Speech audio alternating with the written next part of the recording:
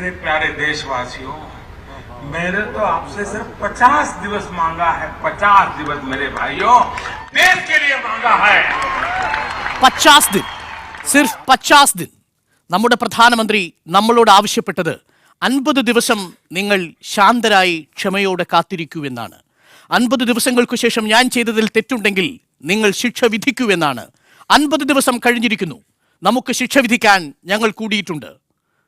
മലയാളിയുടെ വർത്തമാനകാലത്തിന് വർത്തമാനം കേരള സമ്മിറ്റ് വീണ്ടും. പ്രിയ പ്രേക്ഷകർക്ക് സ്വാഗതം.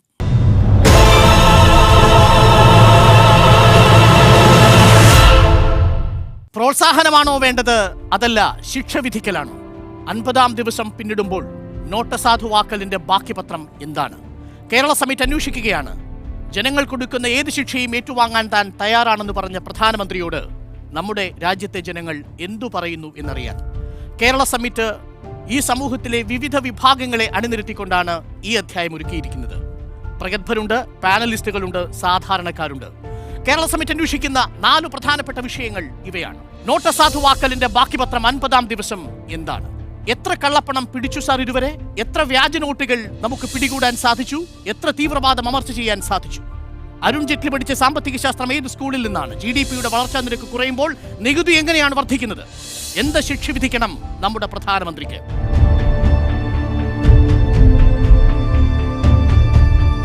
ഈ അധ്യായത്തിൽ പങ്കെടുക്കാൻ നമ്മളോടൊപ്പം എത്തിച്ചേർന്നിരിക്കുന്ന അതിഥികൾ ഇവരാണ്. CPIM ജില്ലാ കമ്മിറ്റി അംഗം Shri PK Premnath, Guruvayurappan college economics department വകുപ്പ് മേധാവി doctor MG Mallika, Kerala small scale industrial association സംസ്ഥാന വൈസ് പ്രസിഡന്റും ഹാപ്പി ഗ്രൂപ്പ് ഓഫ് കമ്പനീസ് ചെയർമാനുമായ ശ്രീ M ഖാലിദ്, BJP കേന്ദ്ര കമ്മിറ്റി അംഗം advocate PS Sreedharan Pillai, INTUC national secretary Shri K Surendran, Kerala വ്യാപാരി വ്യവസായ ഏകോപന സമിതി കോഴിക്കോട് ജില്ലാ secretary Shri Ashraf Muthedath, Cubix footwear MD Shri Salim M, VKC footwear director Shri Rafeeq V, ഒപ്പം വിവിധ സമൂഹത്തിന്റെ നാനാതുറകളിലുള്ളവരും ഈ ചർച്ചയിൽ പങ്കെടുക്കുന്നു. ശ്രീധരൻപിള്ള, 50 ദിവസങ്ങൾ പിന്നിടുന്നു. ഞങ്ങളുടെ ഫേസ്ബുക്ക് ലൈവിൽ ആയിരക്കണക്കിന് 10,000-കണക്കിന് പ്രേക്ഷകരുമായി നമ്മൾ സംവദിക്കുകയും 10 മിനിറ്റ് കൊണ്ട് 1000-ലധികം കമന്റുകൾ നമുക്ക് ലഭിക്കുകയും ചെയ്തു. അതിൽ 1-2 കമന്റുകൾ അങ്ങയുടെ ശ്രദ്ധയിൽപ്പെടുത്തിക്കൊണ്ട് ചർച്ച നമ്മൾ തുടങ്ങി വയ്ക്കുന്നു. ശ്രീ നസീർ മുഹമ്മദ് പറയുന്ന ഒരു കാര്യമുണ്ട്. നാട്ടിൽ എല്ലാവിധ നിർമ്മാണ പ്രവർത്തനങ്ങളും നിലച്ചിരിക്കുന്നു. ഇതിന്റെ ഫലമായി ഒരുപാട് പേർക്ക് തൊഴിൽ നഷ്ടപ്പെട്ടിരിക്കുന്നു. മറ്റാർക്കുമല്ല, അതിൻ്റെ ഒരു ഇരയാണ് ഞാൻ. നസീർ. ഷംസുദ്ദീൻ പറയുന്നു, ടെസ്റ്റ് ഡോസായി കണ്ടാൽ മതി ഇതിനെ. ഇതൊരു അടിയന്തരാവസ്ഥ പ്രഖ്യാപിച്ചാൽ ജനങ്ങൾ ഏതുവിധം പ്രതികരിക്കുമെന്നറിയാനുള്ള ഒരു ടെസ്റ്റ് ഡോസാണ്. ഷൈജു ഓയൂർ പറയുന്നു, 99% പഴയ നോട്ടും തിരിച്ചെത്തി. പിടിക്കുന്ന കള്ളപ്പണം മുഴുവൻ പുതിയ നോട്ട് കെട്ടുകൾ. ഇനിയിപ്പോൾ പുതിയ കാരണം കണ്ടെത്തിയേ മതിയാവൂ. അതുകൊണ്ടാണ് ഈ ഭീം ആപ്പ് എന്ന് പറയുന്നത്. നിരവധി കമൻറ്റുകളുണ്ട്. ചില കമൻറ്റുകളാണ്. തൊഴിൽ നഷ്ടപ്പെട്ട ഈ ചെറുപ്പക്കാരനോട് അങ്ങ് ഇങ്ങനെയാണ് സമാധാനിപ്പിക്കുക. കേരളത്തിൻ്റെ ഒരു പ്രത്യേക അന്തരീക്ഷത്തിൽ ഇത് തികഞ്ഞ പരാജയമാണ് വരുത്താനുള്ള ശ്രമം നടക്കുന്നു. അത്തരത്തിലുള്ള സംഘടിതമായ പ്രചരണം നടക്കുമ്പോൾ ജനങ്ങൾ അതാണ് വിശ്വസിക്കുക താൽക്കാലികമായിട്ട്. പക്ഷേ എനിക്ക് ആത്മവിശ്വാസമുണ്ട്. CIAയുടെ ചെയർമാൻ പറഞ്ഞതുപോലെ പ്രത്യക്ഷ നികുതിയിൽ 14%, പരോക്ഷ നികുതിയിൽ 26%, എക്സൈസ് തീരുവയിൽ 43%, കസ്റ്റംസിൽ 6% തീരുവയിലുണ്ടായ വർധനവ് ഈ രാജ്യത്തെ സംബന്ധിച്ച് ഇപ്പം പറയണം. എത്തിയ പണത്തിൻ്റെ കള്ളം തിരിച്ചറിഞ്ഞ് അതിൻ്റെ ചാർജ് വീണ്ടും കിട്ടാൻ പോകുന്നുണ്ട്. ഇത് സാധാരണക്കാരന് വേണ്ടി അല്ല, തൊഴിലവസരം മാത്രമല്ല, ഇന്ത്യൻ ഭരണഘടനയിൽ എഴുതി വെച്ച ആദ്യത്തെ വാചകം India is A welfare state എന്നാണ്. ആ വെൽഫെയർ സ്റ്റേറ്റിലെ ചാണകക്കുഴി കിടക്കുന്ന അവസാനത്തെ ആളിന് വരെ കുടിവെള്ളം, കിടപ്പാടം, അതേപോലെയുള്ള കാര്യങ്ങൾ, പ്രാഥമികമായ സൗകര്യങ്ങൾ, ശുചിത്വം, ഇതെല്ലാം കൊടുക്കാനുള്ള ശ്രമത്തിലാണ് 2.5 കൊല്ലം ഏർപ്പെടുന്നത്. അതിന് വേണ്ട സാമ്പത്തിക സമാഹരണം സാധിക്കുന്നു. അവിടെ നിന്ന് തുടങ്ങാം നമ്മുടെ രാജ്യത്തിന്റെ പുനരുദ്ധാരണം. അതുകൊണ്ട് ഇത് സന്ദേശപരമാണ്. ഇത്തരമൊരു പാനിക്ക് വളർത്തുന്നതിൽ കേരളത്തിന്റെ ധനകാര്യമന്ത്രി ശക്തമായിട്ട് ശ്രമിക്കുന്നു എന്ന് തുടങ്ങിയ വിമർശനങ്ങളുണ്ട്. ജനത്തിന്റെ വേതനവും അവന്റെ പ്രവർത്തന മൂലധനവും സർക്കാർ കണ്ടുകെട്ടിയ വൃത്തികേടിന്റെ വെളിപ്പേരാണ് നോട്ട് നിരോധനം. നേരത്തെ അനുകൂലിച്ചവർ പോലും സത്യം തിരിച്ചറിഞ്ഞ് സാമാന്യ മര്യാദയുടെ പേരിലെങ്കിലും സഭ്യമായി അതിനെ എതിർക്കുകയാണ്. തിരുവനന്തപുരത്ത് സഖാവ് പിണറായിയുടെ നേതൃത്വത്തിൽ നടന്ന ധർണയിൽ ആയിരങ്ങൾ അഭിവാദ്യം ചെയ്യുകയും 100 സംഘടനകൾ എത്തിച്ചേരുകയും ചെയ്തു. അതിൽ വ്യത്യസ്തത കൊണ്ട് അടയാളപ്പെടുത്തപ്പെട്ടത് കാവിക്കൊടി പിടിച്ചെത്തിയ ശിവസേനയുടെ സംസ്ഥാന ഘടകം നടത്തിയ പ്രകടനമാണ്. നോട്ടിൻ്റെ ചിപ്പ്, GPS, സാറ്റലൈറ്റ് ട്രാക്കിംഗ് എന്നെല്ലാം പറഞ്ഞ് നാട്ടുകാരെ പറ്റിക്കാൻ നോക്കിയ RSSനും BJPക്കും സാഹചര്യങ്ങളുടെ സമ്മർദ്ദം കൊണ്ട് ഉൾവലിയേണ്ടി വന്നു എന്നത് സത്യമാണ്. 2000 നോട്ടിൽ മോഡിയുടെ പ്രസംഗം ആഡ് ചെയ്തവർ 500 നോട്ടിൽ ശ്രീ കുഞ്ഞാലിക്കുട്ടിയുടെ പ്രസംഗം കേട്ടപ്പോൾ തീർച്ചയായും 100 നോട്ടിൽ സഖാവ് പിണറായിയുടെ പ്രസംഗം കേട്ടപ്പോൾ 10 മടക്കി മാളത്തിലൊതിച്ചു എന്നതാണ് സത്യം. എൻ്റെ നാട്ടിലെ സരസനായ ഒരു ചെറുപ്പക്കാരന് ഇത്തിരി രോഷത്തോടെ പ്രതികരിച്ചതുപോലെ തിരക്ക് കഴിഞ്ഞാൽ, ബാങ്കിന് മുന്നിൽ നട്ടം തിരിയുന്നതിൻ്റെ തിരക്ക് കഴിഞ്ഞാൽ 5 നോട്ടിൽ മോഡിയുടെ അപ്പന് പറയുന്ന 50 മിനിറ്റ് പ്രസംഗം ആഡ് ചെയ്ത് നാട്ടുകാർക്ക് അയച്ചു കൊടുക്കും എന്ന് പറയുന്നതുവരെ കാര്യങ്ങൾ എത്തിയിരിക്കുന്നു.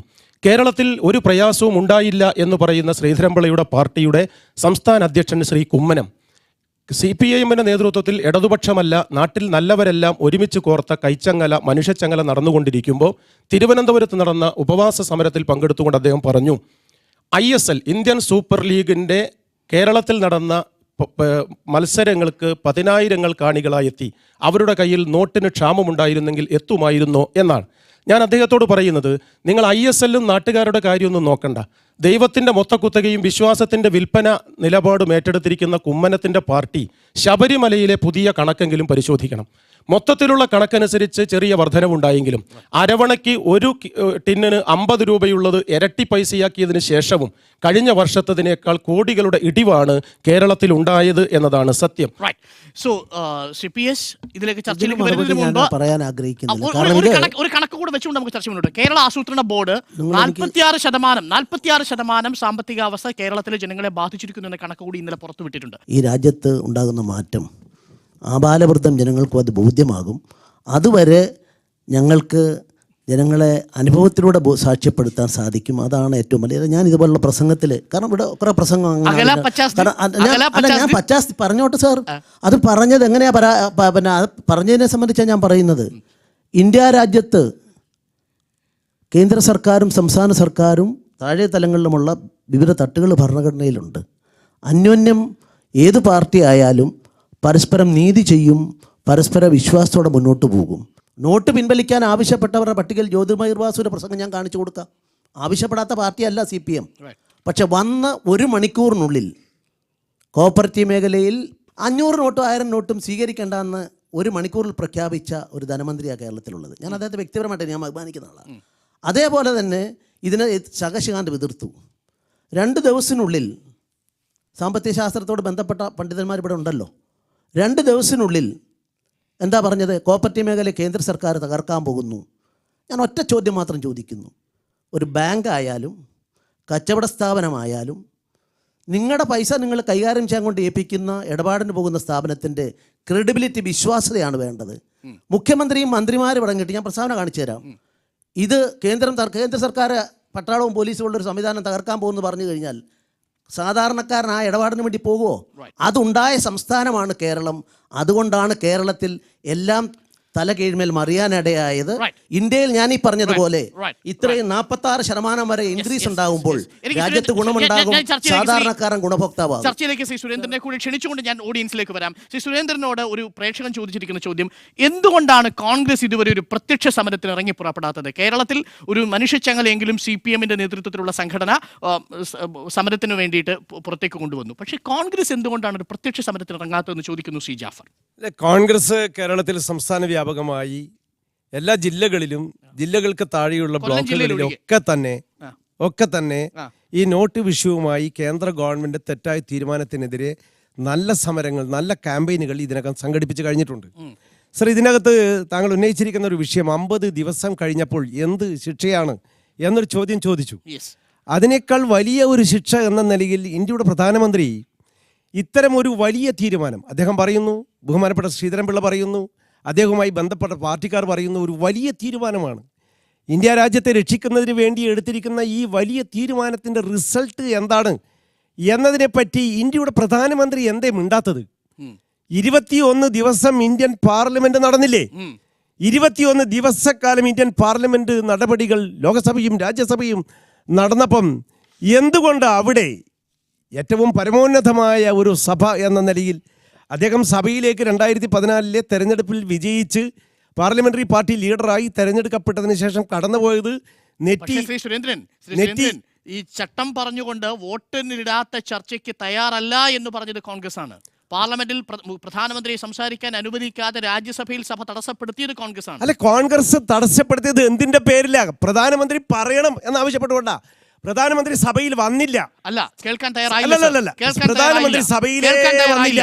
കേൾക്കാൻ തയ്യാറായില്ല. പ്രധാനമന്ത്രി ആദ്യം സഭയിലെ വന്നില്ല. പിന്നീട് ഞാൻ മനസ്സിലാക്കുന്ന ചട്ടം 183 അല്ല, പറയട്ടെ. അവസാനം കോൺഗ്രസ് പറഞ്ഞില്ലേ ചട്ടം ഒന്നും വേണ്ട, പ്രധാനമന്ത്രി പറയട്ടെ, എന്നിട്ട് പോലും പറഞ്ഞില്ലല്ലോ.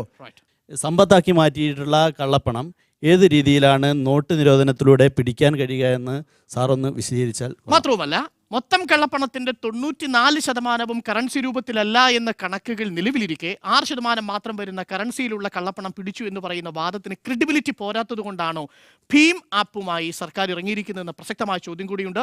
നമ്മളോടൊപ്പം 2 അതിഥികൾ കൂടി ഇടവേളയ്ക്ക് ശേഷം ഈ ചർച്ചയിൽ പങ്കെടുക്കും. ശ്രീ ഖാലിദ്, താങ്കൾക്ക് എന്താണ് പ്രധാനമന്ത്രിയോട് പറയാനുള്ളത്? 50 ദിവസങ്ങൾ കഴിഞ്ഞതിന് ശേഷം മിസ്റ്റർ പ്രൈം മിനിസ്റ്റർ, താങ്കൾ അനുഭവിച്ചിരിക്കുന്ന സ്മോൾ സ്കെയിൽ മേഖലയിൽ അനുഭവിച്ചിരിക്കുന്ന ബുദ്ധിമുട്ടുകളെ കുറിച്ച് പറയാൻ എന്താണ്? ഇപ്പോഴുള്ള അവസ്ഥ എന്ന് പറഞ്ഞാൽ 40-45%, 50% പോലെ വ്യവസായം കുറഞ്ഞിരിക്കുന്നൊരവസ്ഥ.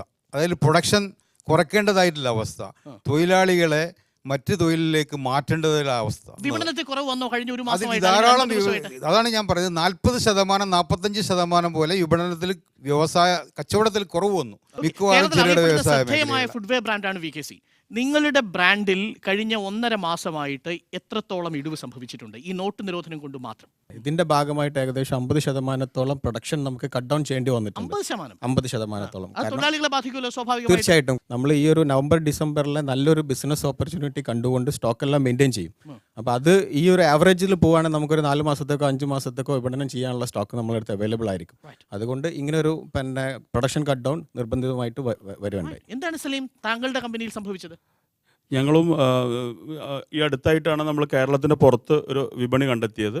അപ്പം അവിടുത്തെ സീസൺ ആണ് ഈ നവംബർ ഡിസംബർ സമയത്ത് വരുന്നത്. അതിനു വേണ്ടിയുള്ള സ്റ്റോക്കും കാര്യങ്ങളും തയ്യാറാക്കി വരുന്ന സമയത്താണ് നമുക്ക് ഇങ്ങനൊരു അനുഭവം ഉണ്ടായത്. അതിൻ്റെ ഭാഗമായിട്ട് അപ്പോൾ അവിടെ നമ്മളിപ്പോൾ കേരളത്തിൽ കുറച്ചും കൂടിയും ഈ കാര്യത്തിൽ ക്യാഷ്ലെസ് ആയിട്ടൊക്കെ ഉപയോഗിക്കുന്നതാണ്. പക്ഷേ കേരളത്തിൻ്റെ പുറത്താണെങ്കിലും തെലുങ്കാനയിലും ആന്ധ്രയിലൊക്കെ കൂടുതലും കാശ് തന്നെയാണ് എല്ലാവരും കൈകാര്യം ചെയ്തത്. അപ്പം സ്വാഭാവികമായിട്ടും അവിടെ കൂടുതൽ ഇതിൻ്റെതായ ഒരു ബുദ്ധിമുട്ട് കൂടുതൽ ഹോൾസെയിൽ എടുത്ത് അവിടെ റീറ്റെയിൽ ആയിട്ട് നടത്താനുള്ള ആൾക്കാർ പോലും വാങ്ങുന്നില്ല. അതെ, അവർ വാങ്ങുന്നില്ല, അവർക്ക് സ്റ്റോക്ക് ചെയ്യാൻ ധൈര്യം വരുന്നില്ല, കാരണം അവർക്ക് ബിസിനസ് അവിടെ നടക്കുന്നില്ല. എങ്ങനെയാണ് കേരളത്തിലെ മൊത്തം വ്യാപാരത്തെ ഇത് ബാധിച്ചിരിക്കുന്നതായിട്ട്? കേരളത്തിലെ മൊത്തം വ്യാപാരം ഏകദേശം 50 മുതൽ 70% വരെ കുറഞ്ഞിട്ടുണ്ട്. അതിൽ കുത്തക വ്യാപാരികൾക്ക്, മാളുകൾക്ക് കച്ചവടം കൂടി. ചില്ലറ വ്യാപാര മേഖലയിൽ പല മേഖലയിലും വലിയ തോതിലുള്ള കച്ചവടം കുറവ് വന്നിട്ടുണ്ട്. ഞങ്ങളെ തൊഴിലാളികളെ ഏകദേശം 2% ഞങ്ങൾ ഒഴിവാക്കിയിട്ടുണ്ട്. ഒഴിവാക്കിയിട്ടുണ്ട്. നമ്മൾ പറയണോ ഈ പറയുന്ന രീതി കള്ളപ്പണം പിടിക്കുന്നു എന്നൊക്കെ പറയുന്ന രീതിയിലേക്ക് വരുമ്പോൾ ഇപ്പം നമുക്ക് കണക്ക് പ്രകാരം നമുക്കറിയാം 3000 സംതിങ് ആണ് കള്ളപ്പണം ആകെ പിടിച്ചിട്ടുണ്ട് എന്ന് പറയുന്നത്. പക്ഷെ നമ്മൾ വെറുതെ നോക്കിയാൽ തന്നെ നമുക്കറിയാം 70,000-ഓളം കോടി രൂപ ബാങ്കുകളിൽ കിട്ടാക്കടായിട്ട് കിടക്കുന്നുണ്ട്. ഈ പറയുന്ന സാധനം ഇതിൻ്റെ അകത്ത് സർക്കാരിന് അത്രമാത്രം നിശ്ചയദാർഢ്യം ഇതിനോട് ഉണ്ടായിരുന്നെങ്കിൽ സ്വാഭാവികമായിട്ടും ആ രീതിയിലേക്ക് പ്രവർത്തനം നടത്തുകയായിരുന്നെങ്കിൽ ചെയ്യാമായിരുന്ന ഒരുപാട് ബദലുകൾ. ഇപ്പം ചെയ്യുന്നതൊക്കെ തന്നെ ആകെ എന്തെങ്കിലും തരത്തിൽ പിടിക്കുന്നുണ്ടെങ്കിൽ തന്നെ ഇതേ എൻഫോഴ്സിംഗ് ഏജൻസിയും ഇതേ തരത്തിലേക്കുള്ള ഇൻസ്ട്രുമെന്റ്സ് ഒക്കെ ഉപയോഗിച്ചുകൊണ്ട് എന്ത് ചെയ്യുക, ഈ പറയുന്ന നോട്ട് നിരോധനത്തിനെ വെളുപ്പിക്കാൻ വേണ്ടി സ്വാഭാവികമായിട്ട് ഉണ്ടാക്കിയെടുക്കുന്ന ഒരു തന്ത്രം. ഇതെന്തുകൊണ്ട് നമുക്ക് മുന്നേ ചെയ്തുവിടാം? CPS, ഇതിലൊരു പ്രേക്ഷകൻ ചോദിച്ചേക്കുന്ന ഒരു കാര്യമുണ്ട്. ഈ BJP ക്യാമ്പിൽ തന്നെ 2 അഭിപ്രായം കള്ളപ്പണവുമായി ബന്ധപ്പെട്ട് ഉയർന്നു കേട്ടിരുന്നു. ഒന്ന് K. സുരേന്ദ്രൻ പറഞ്ഞൊരു കാര്യമാണ്, ഏകദേശം 5 ലക്ഷം കോടി രൂപ തിരിച്ചു വന്നില്ലെങ്കിൽ താൻ എന്ത് പണി വേണമെങ്കിലും എടുത്തുകൊള്ളാം എന്ന് K. സുരേന്ദ്രൻ പറഞ്ഞതായിട്ട് കേട്ടോ. അത് K. സുരേന്ദ്രൻ നമുക്ക് ചോദിക്കാം എന്തുകൊണ്ടാണ് K. സുരേന്ദ്രൻ അങ്ങനെ പറഞ്ഞതെന്ന്. MT രമേശ് പറയുന്നത് മറ്റൊരു വാദമാണ്. അങ്ങനെയൊന്നും പറഞ്ഞിട്ടില്ല. പകരം കള്ളപ്പണമല്ല, എത്ര ലക്ഷം കോടി രൂപ കള്ളപ്പണം പിടിക്കുമെന്നൊന്നും സർക്കാരിന് യാതൊരു കണ്ടെത്തലുമില്ല. യഥാർത്ഥത്തിൽ PS ശ്രീധരൻപിള്ള, എത്ര ലക്ഷം കോടി രൂപയാണ് സർക്കുലേഷനിൽ നിന്ന് പുറത്തു പോകാൻ സാധ്യതയുള്ളതായിട്ട് താങ്കൾ ഇപ്പോൾ കണക്കാക്കുന്നത്? ഇതിൻ്റെ ലക്ഷ്യം എന്താ? ആ ലക്ഷ്യം നേടാൻ വേണ്ടിയുള്ള ശ്രമങ്ങളാണ് നടക്കുന്നത്. അതിൽ എത്ര തുക എന്ന് പറഞ്ഞിട്ട് നാളെ ആ തുക, ഇപ്പം നിങ്ങൾ പറഞ്ഞു, സുരേന്ദ്രൻ പറഞ്ഞു, മറ്റൊരു പറഞ്ഞു, ഇവരൊക്കെ സാമ്പത്തിക ഫണ്ട് സാധാരണക്കാരുടെ അഭിപ്രായങ്ങളാണ് പറഞ്ഞവർ. പണം എന്ന് പറയുന്ന ഈ പേപ്പറിനകത്ത് അത് ട്രാൻസാക്ട് ചെയ്യാൻ പറ്റിയാൽ മാത്രമേ അതിന് വാല്യൂ ഉള്ളൂ. നോട്ട് പിൻവലിക്കണമെന്ന് ആവശ്യപ്പെടാത്ത ഏത് രാഷ്ട്രീയ പാർട്ടിയാണ് ഉള്ളത്? ഞാൻ അതുകൊണ്ട് ജ്യോതിർമയ നിങ്ങൾ എന്നോട് ഒരു കാര്യം, എന്റെ അഭിപ്രായം പറയാൻ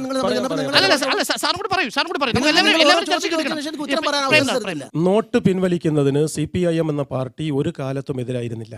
അതിൻ്റെ വഴിയാണ് പ്രശ്നം, അതിൻ്റെ നിലപാടാണ് പ്രശ്നം. ഇവിടെ പട്ടിണി കിടന്ന് രാജ്യസ്നേഹ മന്ത്രം ജപിച്ചതുകൊണ്ട് പ്രശ്നം തീരാൻ പോകുന്നില്ല. നാട്ടിലെ സാധാരണക്കാരൻ നോട്ടിന് വേണ്ടി ക്യൂ നിൽക്കുന്നു. നേരത്തെ ഞാൻ സൂചിപ്പിച്ചതുപോലെ പൊതിയാ തേങ്ങ പോലെ കിട്ടിയ നോട്ട് കൊണ്ട് നട്ടം തിരിയുന്നു. ഈ വസ്തുതയെ കൊഞ്ഞനം കുത്തിയതുകൊണ്ട് കാര്യമില്ല. പ്രശ്നം ഇപ്പം നോട്ടിൻ്റെ ഹോൾഡിംഗ് ആണ്. ആളുകളെ കിട്ടി അവർ കൊടുക്കുന്നില്ല. ഇതാണ് ധനമന്ത്രി പറഞ്ഞത്. കേരള ധനമന്ത്രി ഇന്നലെ പറഞ്ഞതാണ്, എല്ലാവരും കണ്ടിട്ടുണ്ടാവും. എനിക്ക് അത് ഞാൻ പറഞ്ഞോട്ടെ നിങ്ങൾ തടസ്സപ്പെടുത്തല്ലേ, ഞാൻ പറഞ്ഞോട്ടെ. അല്ല, എനിക്ക് തോന്നുന്നു ഈ ഒരു കാര്യമുണ്ട്, വ്യവസായ മേഖലയിൽ ഞാനൊന്ന് പറഞ്ഞോട്ടെ. വ്യവസായ മേഖലയിലുള്ള പ്രയാസങ്ങളും ബുദ്ധിമുട്ടുകളിലേക്കും റിയാലിറ്റിയിലേക്ക് ആരും പ്രയാസം പറഞ്ഞെല്ലാം കൂടെ ലാസ്റ്റ് ഞാൻ പറയാം. ഈ കച്ചവടം 40-50% 50%, 60% ബിസിനസ്സും വ്യവസായവും നില കുറഞ്ഞ ഈ ഒരു അവസ്ഥയിൽ അതിനെ മാറ്റിയെടുക്കാനോ അത് നന്നാക്കാനോ ഉള്ള ഒരു പദ്ധതികളോ ഒരു പരിപാടികളോ സർക്കാർ പ്രഖ്യാപിക്കാൻ നടപടികളോ ഇല്ല. മനസ്സിലാക്കാനും വേണ്ടിയിട്ട് 20% താഴെ വരുന്ന നോട്ടുകൾ ഇറക്കാൻ വേണ്ടി എന്ത് പ്രിപ്പറേഷനാണ് ഇവിടെ ചെയ്തിരിക്കുന്നത്? ഈ 50% താഴെ പിന്നെ വ്യവസായ സ്ഥാപനങ്ങളുടെ ജോലിക്കാർക്ക് ജോലി നഷ്ടപ്പെടുന്ന സമയത്ത് അവർക്ക് വരുന്ന 2-3 മാസങ്ങൾ ഇനി തൊഴിലില്ലാത്ത അവസരം വരും. അവർക്ക് എന്താണ് നമ്മൾ ഇൻകമായിട്ട് ഗവൺമെന്റ് ഓഫർ ചെയ്തിരിക്കുന്നത്? പിന്നെ ഈ 2000 വരുന്ന നോട്ട് പിൻവലിക്കാൻ വേണ്ടി എന്ത് ATM സംവിധാനങ്ങളാണ് ഇവിടെ ഉണ്ടാക്കിയിരിക്കുന്നത്? പിന്നെ നമ്മുടെ സാധാരണക്കായ വ്യാപാരികളെ ബോധവൽക്കരിക്കാൻ വേണ്ടിയിട്ട് എന്തെങ്കിലും ഒരു ഡ്രൈവ് ഇവിടെ നടക്കുന്നുണ്ടോ? ക്യാഷ്ലെസ് എക്കണോമി എങ്ങനെ ആക്കണം എന്നുള്ളതിൽ അവർക്കൊന്നും അറിഞ്ഞൂടാ. തികഞ്ഞ ഒരു അരക്ഷിതാവസ്ഥ മാർക്കറ്റിൽ കിടക്കുകയാണ്.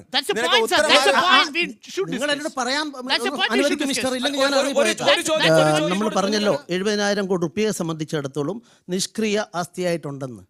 40 കൊല്ലത്തിനിടയിൽ 27 നാഷണലൈസ് ബാങ്കുകൾക്കായി അതിൻ്റെ നിഷ്ക്രിയ അസറ്റും നഷ്ടവുമായിട്ട് 25 ലക്ഷം കോടി റുപ്യ നഷ്ടപ്പെടുത്തിയ, സാധാരണക്കാരൻ്റെ വികസനത്തിന് ക്ഷേമത്തിന് വേണ്ട പണം നഷ്ടപ്പെടുത്തിയ നാടാണിത്. അതുകൊണ്ടാണ് കഴിഞ്ഞ ബഡ്ജറ്റിൽ ഈ 27 നാഷണലൈസ് ബാങ്കുകളെ സംബന്ധിച്ചിടത്തോളം 3 ഒഴികെ ബാക്കിയെല്ലാം നഷ്ടത്തിലാണ്. അത് നികത്താനുള്ള ശ്രമത്തിൽ സക്രിയമായ ഈ നടപടി കൊണ്ട് ഈ നാഷണലൈസ്ഡ് ബാങ്കുകൾ ലാഭത്തിലേക്കാക്കി അത് കൊണ്ടുപോകാൻ സാധിക്കും എന്നുള്ള അവസ്ഥയിലേക്ക് എത്തി എന്നുള്ളത് സാമ്പത്തിക രംഗത്തുള്ള ആളുകൾ പറയുന്നതാണ്. രണ്ടാമത്തെ ഒരു കാര്യം, ഞാനൊരു കാര്യം കൂടി പറയാം. സാമ്പത്തിക രംഗത്ത് 2 കാഴ്ചപ്പാടുണ്ട്. ഈ ഫ്രീ ഫ്ലോ ഓഫ് മണി, അതാണ് ഞാൻ സാമ്പത്തികമാണ് പറയുന്നത്, BJPയുടെ സ്റ്റാൻഡും അല്ല പറയുന്നത്.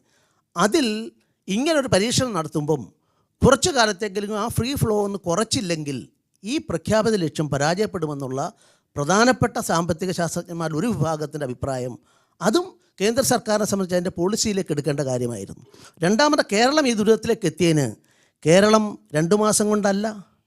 കേരളത്തിൽ താങ്കൾ ഉൾപ്പെടെയുള്ള ആളുകളൊന്ന് മനസ്സിലാക്കിക്കോളൂ. നമ്മുടെ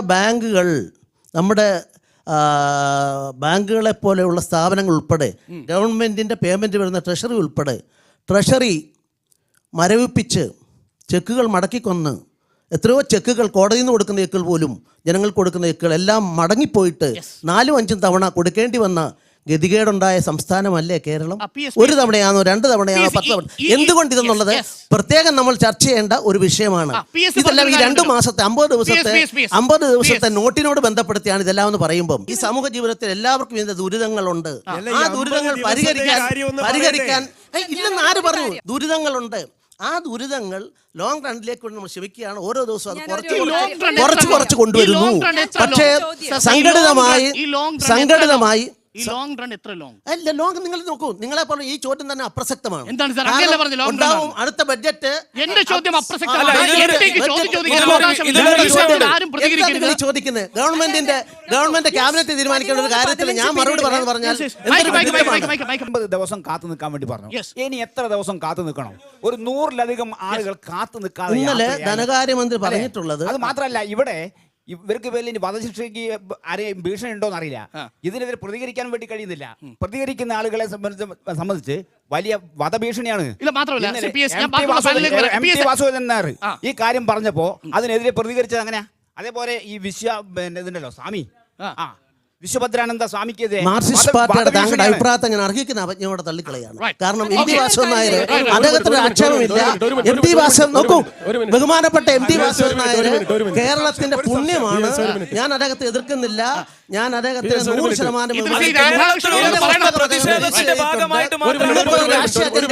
അദ്ദേഹത്തെ ഉപയോഗിക്കരുത്. എന്റെ അഭ്യർത്ഥന നല്ല മനുഷ്യരുത്. ഇവിടെ വാണിജ്യ മേഖലയെ സംബന്ധിച്ച് പറഞ്ഞു, കാർഷിക മേഖല, തൊഴിൽ മേഖല, പിന്നെ ഒന്ന് കാത്തിരിക്കൂ സാർ, കുറഞ്ഞ ദിവസം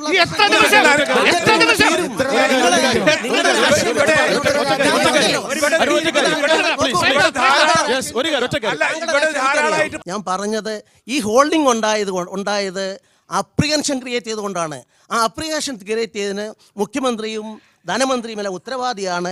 ഇതുപോലൊരു ദുരന്തം മറ്റൊരു സംസ്ഥാനത്തും ഉണ്ടായിട്ടില്ല, കേരളത്തിൽ മാത്രമാണ്. സത്യമായി പറയാൻ ഇവർക്ക് പറ്റുന്നുള്ളതിന് തെളിവാണ്. ഹോൾഡിംഗ് ആണെന്ന് അദ്ദേഹം പറയുന്ന സമയത്ത് നമ്മൾ ചോദിച്ച ചോദ്യം അത് തന്നെയാണ്. 2000 രൂപ എന്ന് പറയുന്നത് ഇത് ഉപയോഗിക്കാൻ പറ്റാത്തൊരു അവസ്ഥയിൽ 2000 ഹോൾഡ് ചെയ്യല്ലാന്ന് എന്ത് ചെയ്യാൻ പറ്റുക? പിന്നെ മൂന്നാമത്തെ ഒരു കാര്യം ഇവർ പറയുന്നത് ഹൈ ഡിനോമിനേഷൻ കറൻസിന്റെ അകത്താണ് കള്ളപ്പണം സൂക്ഷിച്ചു വെക്കുന്നതാണ് ഇവർ പറയുന്നത്. എന്നിട്ട് അവർ ഇറക്കിയത് എന്താ? 2000 രൂപയുടെ കള്ളപ്പണം പിടിച്ച് പൈസയാണ്. ഇതിപ്പോ തന്നെ ഗുജറാത്ത് പോലെ കേരളത്തിലല്ല, മിഷൻ പിടിച്ചിട്ടുണ്ട്. ഇത് എടുക്കാൻ അടിച്ചിറക്കാനുള്ള മിഷൻസ് പിടിച്ചിട്ടുണ്ട്. മാത്രമല്ല ഇതിനു വേണ്ടി നോട്ട് വാങ്ങിച്ചിട്ടുള്ള കമ്പനി കരിമ്പട്ടിക്കപ്പെട്ട കമ്പനിയാണെന്നുള്ള രീതിയിലേക്ക് റിപ്പോർട്ട് വന്നിട്ടുണ്ട്. സ്റ്റേറ്റ് ആയിട്ടാണ് വർക്ക് ചെയ്യുന്നുള്ള രീതിയിലേക്കാണ് പറഞ്ഞിട്ടുള്ളത്. ഞാൻ ചോദിക്കട്ടെ, ഇത് തുടങ്ങിയത് മുതൽ യഥാർത്ഥത്തിൽ ഈ സമയം വരെ നമ്മൾ ഉന്നയിച്ച വിഷയവുമായി എവിടെയും എത്തിയില്ല. സുരേന്ദ്ര, ഒരു മിനിറ്റ്. നമ്മൾ ഇതുവരെ നടന്ന ചർച്ചയുടെ ബാക്കിയുള്ള ഭാഗങ്ങളൊക്കെ നമുക്ക് വിസ്മരിക്കാം. അടിസ്ഥാനമായ ചോദ്യത്തിലേക്ക് തിരിച്ചു വരൂ സർ.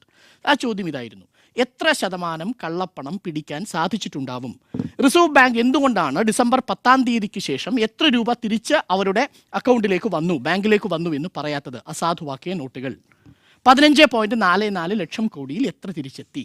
റിസർവ് ബാങ്കിനെ സംബന്ധിച്ചിടത്തോളം ഏറ്റവും ലേറ്റസ്റ്റായ കണക്കുകൾ വന്നിട്ടുള്ളത് ഒരാഴ്ച മുമ്പാണ്.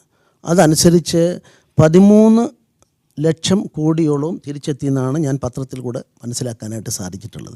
അതുകൊണ്ടാണ് ഞാൻ പറഞ്ഞത്, അതിനെ സംബന്ധിച്ചിടത്തോളം അടുത്ത പ്രോസസ്സ് സ്റ്റാർട്ട് ചെയ്തിരിക്കുന്നു. ആ പ്രോസസ്സിൽ ഈ കൊടുത്ത ആളുകളുടെ എല്ലാം ഡിക്ലറേഷനോ പണം വന്നത് സോഴ്സുകൾ അന്വേഷിക്കാനുള്ള നടപടി നടക്കുന്നു. 2 ഡിവൈഡ് ചെയ്തിട്ട് കള്ളപ്പണമാണെന്ന് ബോധ്യപ്പെട്ട് കഴിഞ്ഞാൽ 45% അല്ലെങ്കിൽ ഗവൺമെൻറ് നിശ്ചയിക്കുന്നതായ തുക ഖജനാവിലേക്ക് നികുതിയായിട്ട് കിട്ടും. അങ്ങനെ വരുമ്പോൾ ഇന്ത്യയെ സംബന്ധിച്ചിടത്തോളം പാവപ്പെട്ടവന് വേണ്ടി, വെൽഫെയർ സ്റ്റേറ്റിലെ സാധാരണക്കാർക്ക് വേണ്ടി, ക്ഷേമ പദ്ധതികൾക്ക് വേണ്ടി ഉപയോഗിക്കാൻ സാധിക്കും. അത് പ്രതീക്ഷയ്ക്കപ്പുറം, ബഡ്ജറ്റിനപ്പുറമാണ്. ഒരു മാസത്തിനുള്ളിൽ ബഡ്ജറ്റ് വരുമ്പോൾ അത് കാണാൻ സാധിക്കും. ഇതാണ് നിലപാട്. വ്യത്യസ്തമായ തുറകളിലുള്ള ആളുകൾ, വ്യത്യസ്തമായ രാഷ്ട്രീയമുള്ള ആളുകൾ ഇരിക്കുന്ന ഈ ചർച്ചയിൽ താങ്കൾ പറഞ്ഞു ഞാനിവിടെ ഒറ്റയ്ക്കാണ്. ഇത് താങ്കൾക്ക് ഒറ്റയ്ക്ക് ഇരിക്കുമ്പോൾ തോന്നിയിട്ടുണ്ടോ ഈ വിഷയത്തിൽ മോഡി രാജ്യത്ത് ഒറ്റയ്ക്കാണ് എന്ന്? താങ്കളുടെ രാഷ്ട്രീയമാണ് ആ ചോദ്യം ചോദിച്ചത്. എനിക്ക് നിങ്ങളുടെ കയ്യടി ആവശ്യമില്ല. ഇന്നലെ വരെ ഇന്ത്യ ചോദിച്ചുകൊണ്ടിരുന്നത് അഴിമതിയിലൂടെ ഇന്ത്യക്ക് എത്ര നഷ്ടപ്പെട്ടു എന്നാണ്. ഇന്ന് ജനം ചോദിക്കുന്നത് നഷ്ടപ്പെട്ട പൈസ എത്ര തിരിച്ചു വന്നു എന്നുള്ളതാണ്. ഡിമോണിറ്റൈസേഷൻ എന്തായാലും ഒരു പ്രഗത്ഭമായ സ്റ്റെപ്പാണ്. അടുത്ത 2017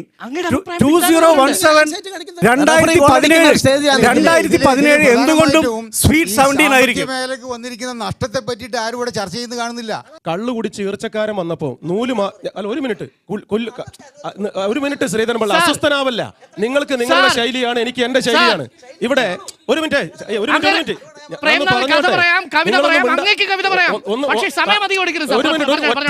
മിനിറ്റ് എടുക്കുന്നില്ല. കള്ളു കുടിച്ച് മരം ഈരാൻ വന്നവൻ പൂസായതുകൊണ്ട് നൂല് മാറിപ്പോയപ്പം ഉടമയോട് പറഞ്ഞിട്ടുണ്ട് കഴുക്കോല് വണ്ണം കുറഞ്ഞാലും പട്ടിക വണ്ണം കൂടിയിട്ടുണ്ട് എന്ന്. GDP വളർന്നിട്ടുണ്ട്, അതുകൊണ്ട് നാട്ടുകാരുടെ മെക്കെട്ട് കയറാൻ ഞങ്ങൾക്ക് അനുവാദം ഉണ്ടെന്ന്. പട്ടികക്ക് പട്ടികയുടെ അളവും കഴുക്കോലിന് കഴുക്കോലിന്റെ വണ്ണവും വേണം സാർ. അതുണ്ടോ എന്നാണ് ചോദ്യം. നിങ്ങൾ വേറെ എന്തെങ്കിലും ന്യായം പറഞ്ഞിട്ട് കാര്യമില്ല. ഇന്ത്യ രാജ്യത്തിൻ്റെ പ്രധാനമന്ത്രി നരേന്ദ്രമോദിയുടെ നേതൃത്വത്തിൽ സുധീരമായ നടപടികൾ സാമ്പത്തിക മേഖലയിൽ നടപ്പാക്കിയപ്പം ഇന്ത്യ കുതിച്ചതിനെ സംബന്ധിച്ച് നിങ്ങൾ പറഞ്ഞോളൂ. ഇന്ത്യ കിതച്ച് കിടങ്ങിൽ വീണ് കഴുത്തൊടിഞ്ഞ് കിടക്കുന്നതിനെ കുറിച്ച് അക്ഷരം മിണ്ടാതെ ഈ നാടിൻ്റെ രാഷ്ട്രീയത്തിൻ്റെ നെഞ്ചു പിളർന്ന് നാട്ടുകാരുടെ ചോര ഒഴുകുമ്പോൾ വേറെ വർത്തമാനം പറഞ്ഞിട്ട് കാര്യമുണ്ടോ? GDPയുടെ കാര്യം വേറെ ചർച്ച ചെയ്യാം. നരേന്ദ്രമോദിയുടെ 3 വർഷം തികയാൻ പോകുന്ന ഭരണത്തിൻ്റെ മേന്മയെയും മോശത്തെയും കുറിച്ച് നമുക്ക് വേറെ ചർച്ച ചെയ്യാം. ഇവിടെ 50 ദിവസത്തിനിടയിൽ 61 കൽപ്പനകൾ വ്യത്യസ്തമായി തിരുത്തി എഴുതേണ്ടി വരികയും ഇറക്കേണ്ടിയും ചെയ്ത ഈ വിഡ്ഢിത്തത്തെ കുറിച്ചാണ് വിശദീകരിക്കേണ്ടത്. വേറെ ന്യായം പറഞ്ഞിട്ട് കാര്യമില്ല.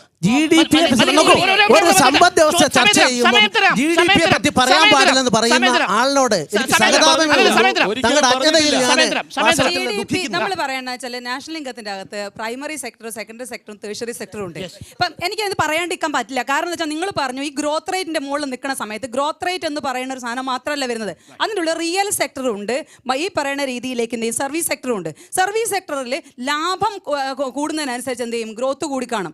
അപ്പോൾ ഈ രീതിയിലേക്ക് ഗ്രോത്തിന്റെ മുകളിൽ നമ്മൾ ഒരിക്കലും എന്താ വെച്ചാൽ GDP ഗ്രോത്ത് വെച്ചിട്ടല്ല ഒരു രാജ്യത്തിന്റെ വികസനത്തെ ഒന്നും നമ്മൾ കാണുന്നത്. പലപ്പോഴും ഈ ഗ്രോത്ത് വെച്ചിട്ട് നമ്മൾ പറയും ഗ്രോത്ത് കൂടുന്നു കുറയുന്നു എന്നൊക്കെ പറയും. അത് ചിലപ്പോൾ എന്ത് ചെയ്യുന്നത് റിയൽ സെക്ടറിന്റെ അകത്തുണ്ടാവുന്ന കൺസംഷനും അതുപോലെ തന്നെ ഉപഭോഗമായി ഉൽപ്പാദനം നിങ്ങൾ പറയുന്നു ഈ പറയുന്ന രീതിയിലേക്ക് ഉൽപ്പാദിപ്പിക്കുന്ന റിയൽ ഉൽപ്പാദനത്തെ കുറഞ്ഞു കഴിഞ്ഞാൽ അത് ഉണ്ടാക്കുന്ന എന്ത് ചെയ്യുന്നു വീണ്ടും നിരന്തരമായി മൾട്ടിപ്ലയർ ആയിട്ട്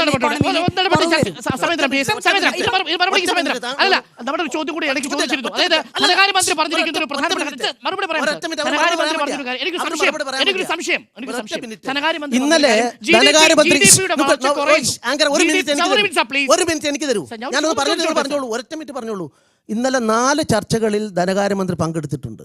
ഈ 4 ചർച്ചകളിലും ധനകാര്യമന്ത്രി ഇതോട് ബന്ധപ്പെട്ട് ഉന്നയിച്ച പ്രധാന പ്രശ്നം 7.4 GDP റേറ്റ് 2% കൊണ്ട് കുറഞ്ഞുകൊണ്ടിരിക്കുന്നു, അപകടമാണെന്നാണ്. എൻ്റെ മാർക്സിസ്റ്റ് സുഹൃത്തിനും ഈ 2 പേർക്കും അത് പ്രസക്തമല്ല എന്ന് പറയുമ്പോൾ ആ ധനകാര്യമന്ത്രി വിശ്വാസമില്ലാത്തവരോട് ഞാൻ എന്ത് സംസാരിക്കാനാണ്? 50 ദിവസങ്ങൾക്കു ശേഷം പ്രധാനമന്ത്രി കാത്തിരിക്കുന്ന ജനങ്ങളുടെ വിധി എന്തായിരിക്കും? ഈ ചർച്ചയ്ക്ക് വേണ്ടി ഈ 7.4-ൽ നിന്ന് 2% കുറയുന്നു, അല്ലെങ്കിൽ 1% കുറയുന്നു എന്ന് ഇപ്പോൾ കേന്ദ്ര ധനകാര്യമന്ത്രി തന്നെ സമ്മതിച്ചിരിക്കുന്ന സാഹചര്യത്തിൽ എന്റെ സംശയം, സാർ എന്റെ ഒരു സംശയം, അങ്ങനെയാണെങ്കിൽ നികുതി എങ്ങനെയാണ് കൂടുക? നികുതി കൂടുന്ന ഡിസംബർ വരെ നമ്മൾ മാർച്ച് 31-ലാണ് നമ്മൾ ഫിനാൻഷ്യൽ ഇയർ എൻഡ് ചെയ്യുക. സാധാരണ നമ്മൾ നികുതി അടയ്ക്കുക എങ്ങനെ? ആ സമയത്താണ് നികുതി അടയ്ക്കുക. ഇനി അങ്ങോട്ടേക്കുള്ള നികുതി നിങ്ങൾക്കാണ് സെയിൽസ് ടാക്സിന്റെ കുറവ് നന്നായിട്ട് വന്നിട്ടുണ്ട്. കാരണം നമ്മൾ ഈ പറയുന്ന രീതിയിലേക്ക് ടാക്സ് റവന്യൂ എന്ന് പറഞ്ഞാൽ 31-ന് മുമ്പുള്ളത് കാശുള്ള സമയത്ത്. സാർ, നമ്മൾ സമൂഹത്തിലെ ഏറ്റവും താഴെക്കിടയിൽ ചെറുകിട കർഷകന് പ്രതീതിയാണ് ഞാൻ. സാർ, ഞങ്ങളുടെ നാട്ടില് ഉൽപ്പന്നങ്ങൾ വിൽക്കാൻ പോയാൽ ഈ ചെറിയ നോട്ട് കിട്ടാത്തതുകൊണ്ട് പൈസ കിട്ടുന്നില്ല. കർഷക തൊഴിലാളി കൂലി കൊടുക്കാൻ സാധിക്കുന്നില്ല. ഈ വലിയ ഡിനോമിനേഷൻ 500, 1000 നിരോധിച്ചപ്പോൾ 500-ന് താഴെ 100-നിടയ്ക്ക് കുറേ സംഖ്യകളുണ്ടല്ലോ, 200, 300, 400, അതൊന്നും അടയ്ക്കാണ്ട് 2000-ലേക്ക് പോയി അടിച്ച എന്താണ്? ചെറുകിടക്കാർക്ക് ഉപയോഗിക്കാനുള്ള ചെറിയ നോട്ടുകളല്ലേ കൂടുതൽ അടിക്കേണ്ടത്? ഒരു ചെറിയ ചോദ്യമേ എനിക്ക് ചോദിക്കാനുള്ളൂ. അതിനെ സംബന്ധിച്ചിടത്തോളമാണ് വളരെ വ്യക്തമായിട്ട് ഞാൻ അതുകൊണ്ടാണ് 10 ലക്ഷം കോടി കറൻസി ഇപ്പോഴുണ്ടെന്നുള്ള ഇന്നലത്തെ മാതൃഭൂമിയുടെ ഫ്രണ്ട് പേജിലെ അതിൻ്റെ ആധികാരികമായിട്ടൊന്ന് വായിച്ചുള്ളൂ. ഇത് ഹോൾഡ് ചെയ്യുന്ന ഇന്നലെ ബഹുമാനപ്പെട്ട കേരള ധനകാര്യമന്ത്രി പറഞ്ഞത് ശരിയാണ്. ആ ഹോൾഡിംഗ് ആണ് അപകടമായിട്ടുള്ളത്. ഇതെല്ലാം ശരിയാണ് നിങ്ങൾ പറഞ്ഞത്. ഇത് പരിഹരിക്കാനുള്ള ശ്രമം അത് അടുത്ത ബഡ്ജറ്റിനുള്ളിൽ ഈ നോട്ട് പിൻവലിക്കാൻ ഉണ്ടായിരിക്കുന്ന ഉദ്ദേശത്തെക്കാട്ടിൽ കൂടുതൽ ഇവിടെ സാമ്പത്തിക തകർച്ചയാണ് ഉണ്ടായിരിക്കുന്നത്, സാമ്പത്തിക മാന്ദ്യമാണ് ഉണ്ടായിരിക്കുന്നത്. അതേ പറ്റിയിട്ട് നമ്മൾ ചർച്ച നടത്തിയിട്ടില്ല, അതേപറ്റി നമ്മൾ നോക്കുന്നില്ല. സാമ്പത്തിക മാന്ദ്യം, സാമ്പത്തിക പിന്നെ ഇപ്പോഴത്തെ വിരാസങ്ങളെ പറ്റിയിട്ട് ചർച്ച നടത്തിയിട്ടില്ല. യഥാർത്ഥത്തിൽ ഈ നോട്ട് പിൻവലിച്ചത് ഈ കള്ളനോട്ട് പിൻവലിക്കുന്ന നോക്കാൻ വേണ്ടിയിട്ടോ അല്ലെ കള്ളപ്പണത്തിന് വേണ്ടിയിട്ട് മൊത്തത്തിൽ നോട്ട് പിൻവലിക്കേണ്ട വല്ല ആവശ്യമുണ്ടോ? നമ്മളിവിടുത്തെ രാജ്യത്തെ ടാക്സേഷന്റെ അവസ്ഥകൾ മാറ്റിക്കഴിഞ്ഞാൽ തന്നെ ഇവിടുത്തെ ടാക്സേഷന്റെ പ്രശ്നങ്ങളാണ് നമുക്കിവിടെ കള്ളപ്പണം കുന്നുകൂടുന്നത്. അതിൽ മാറ്റം ഇവിടെ പാനിക് ഉണ്ടാക്കി എന്ന് പറയുന്ന ആ ഒരു സിറ്റുവേഷൻ, അത് റിസർവ് ബാങ്കിന്റെ നയങ്ങളും ഈ 60 പ്രാവശ്യം തീരുമാനം മാറ്റിയതും ഇതൊക്കെ അടക്കം അതിന് ഉത്തരവാദിയല്ല. അതായത് ഇത് ഇംപ്ലിമെന്റ് ചെയ്ത് കൊടുത്ത് ബേസിക്കലായിട്ടുള്ള തകരാറ് വന്നു എന്നുള്ളത് തന്നെയല്ലേ അതിന്റെ അടിസ്ഥാന കാരണം. പാനിക് എന്ന് പറയുന്നത് 60 തവണ തീരുമാനം മാറ്റിയിട്ട് പാനിക് ഉണ്ടാക്കുമോ? തീർച്ചയായിട്ടും ഉണ്ടാകും. കാരണം എന്ന് വെച്ചാൽ ജനത റിസർവ് ബാങ്കിനെയും സർക്കാരിനെ വിശ്വസിച്ചിട്ട് ജീവിക്കുന്ന ഒരു കറൻസി വെച്ചിരിക്കുന്ന ഒരു സുപ്രഭാതം പറയാണ് ഇത് നിങ്ങളുടെ കറൻസി എന്ത് ചെയ്യുന്നു, കൈവശം വെക്കാൻ പാടില്ല. പിറ്റേ ദിവസം എന്ത് ചെയ്യുന്നു, നിങ്ങൾക്ക് പണം പിൻവലിക്കാൻ കൊടുത്തിട്ട് വാങ്ങാം. പിന്നെ പറയണം കൈയിൻ്റെ മുകളിൽ മഷി പുരട്ടണം. ഈ രീതിയിൽ ഒട്ടും പ്ലാനിങ് ഇല്ലാത്ത നമ്മൾ സാധാരണ പറയുന്ന തീരുമാനങ്ങൾ എടുക്കുന്ന ആൾക്കാർ അത്യാവശ്യം കാര്യങ്ങളെക്കുറിച്ച് ധാരണയുള്ളവരാ. ജനത പാനിക്കാവുന്നും ജനതയുടെ ക്യാരക്ടർ എന്താണെന്നും ജനങ്ങൾ ഈ രീതിയിലേക്ക് ഓടുമെന്നും അത് അറിഞ്ഞുകൊണ്ട് തന്നെ വളരെ കൃത്യമായി പാനിക്കാക്കാനും മറ്റെന്തെയോ ഹൈഡ് ചെയ്യാനും വേണ്ടി നടത്തിയിട്ടതല്ലേ എന്ന് നമുക്ക് തോന്നിയിട്ടുണ്ട്. കാരണം അതല്ലെങ്കിൽ അവർ മുന്നോട്ട് വെച്ചിരിക്കുന്ന ലാഭം എന്താണ്? ഇതിനകത്ത് നഷ്ടത്തിൽ 20,000 കോടി രൂപയോളം എന്ത് ചെയ്യുന്നു എക്സ്പെക്റ്റഡ് നഷ്ടം വെച്ചിട്ടാണ് ഈ പറയുന്ന സാധനം പിൻവലിക്കുന്നത്. പക്ഷെ അതിൻ്റെ എക്സ്പെക്റ്റഡ് എന്ന് പറഞ്ഞാൽ ഡയറക്റ്റ് ആയിട്ട് വരുന്ന ഇൻഡയറക്റ്റ് ആയി ജനതയ്ക്ക് ഉണ്ടാവുന്ന പ്രശ്നങ്ങളെക്കുറിച്ച് തീർത്തും ഒരു ധാരണയില്ലാത്ത ആൾക്കാരാണ് നമ്മൾ മുകളിൽ ഇരിക്കുന്നത് എങ്കിൽ സ്വാഭാവികമായിട്ടും അവരുടെ നമുക്കൊന്നും പറയാനില്ല. കാരണം അത് തന്നെയാണ് നമ്മൾ പറഞ്ഞുകൊണ്ടിരിക്കുന്നത്. 60 തവണ തീരുമാനം പിൻവലിക്കുന്ന RBI പറഞ്ഞല്ലേ, ഞാൻ ഉത്തരം പറയാം. അതല്ലേ പറയണ്ടേ? അത് തന്നെയാണ് അതിൻ്റെ റിസർവ് ബാങ്കിനെ സംബന്ധിച്ചിടത്തോളം ഡെയിലി മോണിറ്ററിംഗ് നടക്കുന്ന ഒരു മേഖലയാണ്. ഇന്ത്യയെപ്പോലെ വലിയൊരു രാജ്യത്ത് പല മേഖലകളിലും ഇതിൻ്റെ പ്രത്യാഘാതം പലതരത്തിലാണ്. അപ്പോൾ ഓരോ ദിവസവും അവരുടെ അതിനുവേണ്ടിയുള്ള സ്പെഷ്യൽ കമ്മിറ്റി കൂടി അവരുടെ നിർദ്ദേശങ്ങളുണ്ടാവും, അതിലെ വേരിയേഷൻസും ഉണ്ടാവും. അതുപോലും ഇതുപോലും അനുവദിച്ചു കൊടുക്കാതെ എല്ലാം ഞാൻ പറയട്ടെ, ഇവിടെ ഇപ്പോൾ വളരെ ഞാൻ പലപ്പോഴും ഒരു ഡസൻ തവണ ഈ ചർച്ചയ്ക്ക് വന്നിട്ടുണ്ട് ഇതിനകത്തിൽ. ഇത് ഇന്നലെ നമ്മുടെ ധനകാര്യമന്ത്രി പറഞ്ഞ ഏറ്റവും പ്രധാനപ്പെട്ട പ്രശ്നം GDP 2% കുറയുന്നു എന്നുള്ള കണക്ക് 7.2 പറഞ്ഞിട്ട് അദ്ദേഹം പറയുകയാണ്. അത് ഈ ചർച്ചയിൽ ഇതിൻ്റെ ചർച്ചയാക്കുമ്പം അത് പാടില്ല എന്ന് പറയുന്ന CPM പ്രതിനിധിയും അതിനെ പിന്താങ്ങുന്ന CPM പ്രൊഫസറും ഒക്കെ ഉള്ള ഒരു സ്ഥലത്താണ് EDP ചർച്ച ചെയ്യേണ്ടെന്ന് പറഞ്ഞാൽ പിന്നെ എന്ത് വിചിത്രമായ ചർച്ചയായത് എനിക്ക് മനസ്സിലാകാത്ത. ഇതിനെ സംബന്ധിച്ചിടത്തോളം നിങ്ങൾ ആയിക്കോട്ടെ, നിങ്ങൾ എനിക്ക് പറയാനുള്ള അവകാശമില്ലേ? പറയുന്ന സാധനങ്ങൾ ഒരിക്കലും ചർച്ച ചെയ്യേണ്ടതല്ല പറഞ്ഞത്. ചർച്ച ചെയ്യേണ്ടതല്ല പറഞ്ഞത്. നിങ്ങൾ മാത്രം എനിക്ക് പറയാനുള്ള അവകാശമുണ്ട്. ചൂടായി കഴിഞ്ഞാൽ ഞാൻ സംസാരം നിർത്തില്ല. കാരണം എന്താണെന്ന് വെച്ചാൽ നിങ്ങളോട് വന്നിരിക്കുന്ന നിങ്ങൾക്കൊരു ടാർഗറ്റ് ഉണ്ടെങ്കിൽ മിസ്റ്റർ, ആ ടാർഗറ്റ് അനുസരിച്ച് പൊയ്ക്കോളൂ. തടസ്സമൊന്നുമല്ല.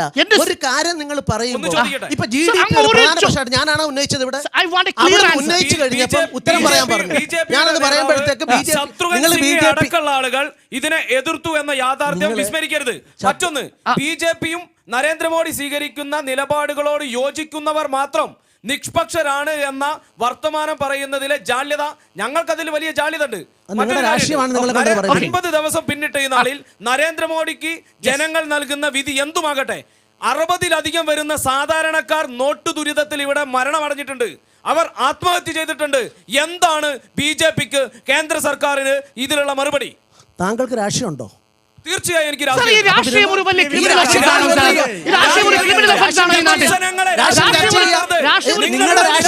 ഓരോ പാർട്ടിയുടെ അങ്ങനെയാണെങ്കിൽ എന്റെ പാർട്ടിയിൽപ്പെട്ട എത്ര ആളുകൾ ഈ ചർച്ചയിലുണ്ട്? നിങ്ങൾ ചെയ്യുന്ന തെറ്റാണിത്, തെറ്റാണിത്.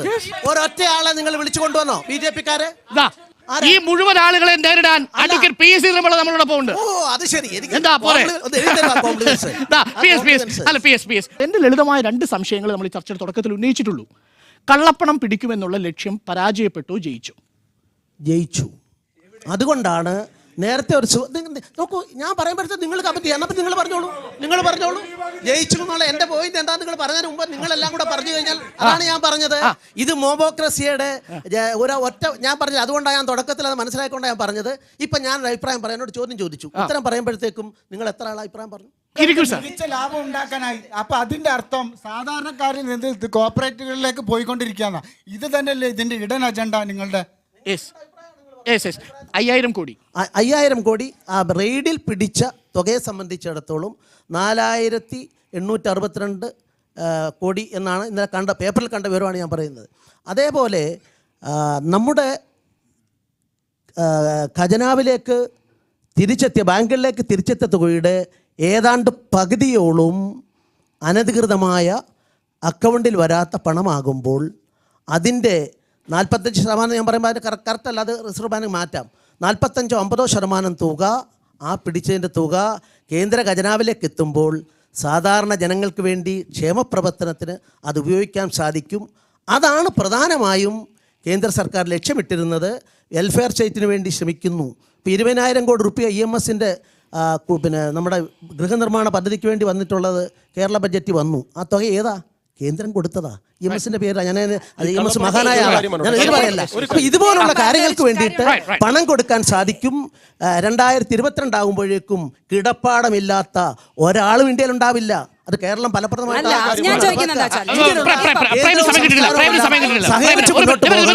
അങ്ങനെയുള്ള സഹകരണത്തിന്റെ രാഷ്ട്രീയമാണ് നരേന്ദ്രമോദിയുടെ രാഷ്ട്രീയം. സഹകരിക്കാൻ ആഗ്രഹിക്കുന്നു. വ്യാപാരി വ്യവസായികളായാലും കള്ളപ്പണത്തെ സംബന്ധിച്ച് ഈ അടുത്ത കാലത്ത് ഈ പറഞ്ഞ 50 ദിവസത്തിനിടയിൽ വന്ന ഏറ്റവും പ്രധാനപ്പെട്ട ശ്രദ്ധേയമായ ഒരു വസ്തുത, കോംബ്ര പോസ്റ്റ് ഓൺലൈൻ എന്ന മാസികയുടെ associate editor Syed Mansoor Hasan ICICI, HDFC, Axis പോലുള്ള പുതുതലമുറ ബാങ്കുകളിൽ രാഷ്ട്രീയ പാർട്ടിയുടെ ഏജന്റാണ് എന്ന വ്യാജേന ചെന്ന് നടത്തിയ സ്റ്റിംഗ് ഓപ്പറേഷൻ ഒളി ക്യാമറ പ്രവർത്തനത്തിൽ കണ്ടെത്തിയ കാര്യങ്ങൾ ഞെട്ടിക്കുന്നതാണ്. അദ്ദേഹത്തിന് പരവതാനി വിരിച്ചാണ് സ്വീകരണം. അദ്ദേഹം ഇതിന് കമന്റ് ചെയ്തിരിക്കുന്നത് ഒറ്റവാചകത്തിൽ ചുരുക്കി പറഞ്ഞാൽ, ഇനി കള്ളപ്പണം വെളുപ്പിക്കാൻ പുതിയ പരിഷ്കാരത്തിൻ്റെ നാളുകൾക്ക് ശേഷം എനിക്ക് ബോധ്യപ്പെട്ട കാര്യം സ്വിസ് ബാങ്കിൽ പോകേണ്ടതില്ല, പുതുതലമുറ ബാങ്കുകളിൽ പോയാൽ മതി എന്നാണ്. ഇതാണ് ആകെ ചെയ്തിരിക്കുന്ന ഒരു പ്രശ്നം. അപ്പോഴും ശ്രീ PS പറഞ്ഞൊരു പ്രധാനപ്പെട്ട കാര്യം, 5000 കോടി രൂപ രൊക്കം ക്യാഷായിട്ട് പിടിക്കുകയും ബാക്കി തുക ഇപ്പോൾ ബാങ്കിലേക്ക് മറ്റുള്ള സാമ്പത്തികമായി അറിവും അവഗാഹമുള്ള ആളുകൾ പറയട്ടെ. 3 ലക്ഷം കോടി കള്ളപ്പണം ഉണ്ടെന്നായിരുന്നു BJPയുടെ നേതൃത്വവും പ്രധാനമന്ത്രിക്ക് വേണ്ടി പ്രചരണം നടത്തിയവരും പറഞ്ഞത്. 30 ദിവസത്തെ കണക്ക് ഒരു മിനിറ്റ് ഊർജിത് ദേശാഭിമാനി അല്ല സർ, ഇങ്ങനെ അസ്വസ്ഥനാവല്ല പ്ലീസ്.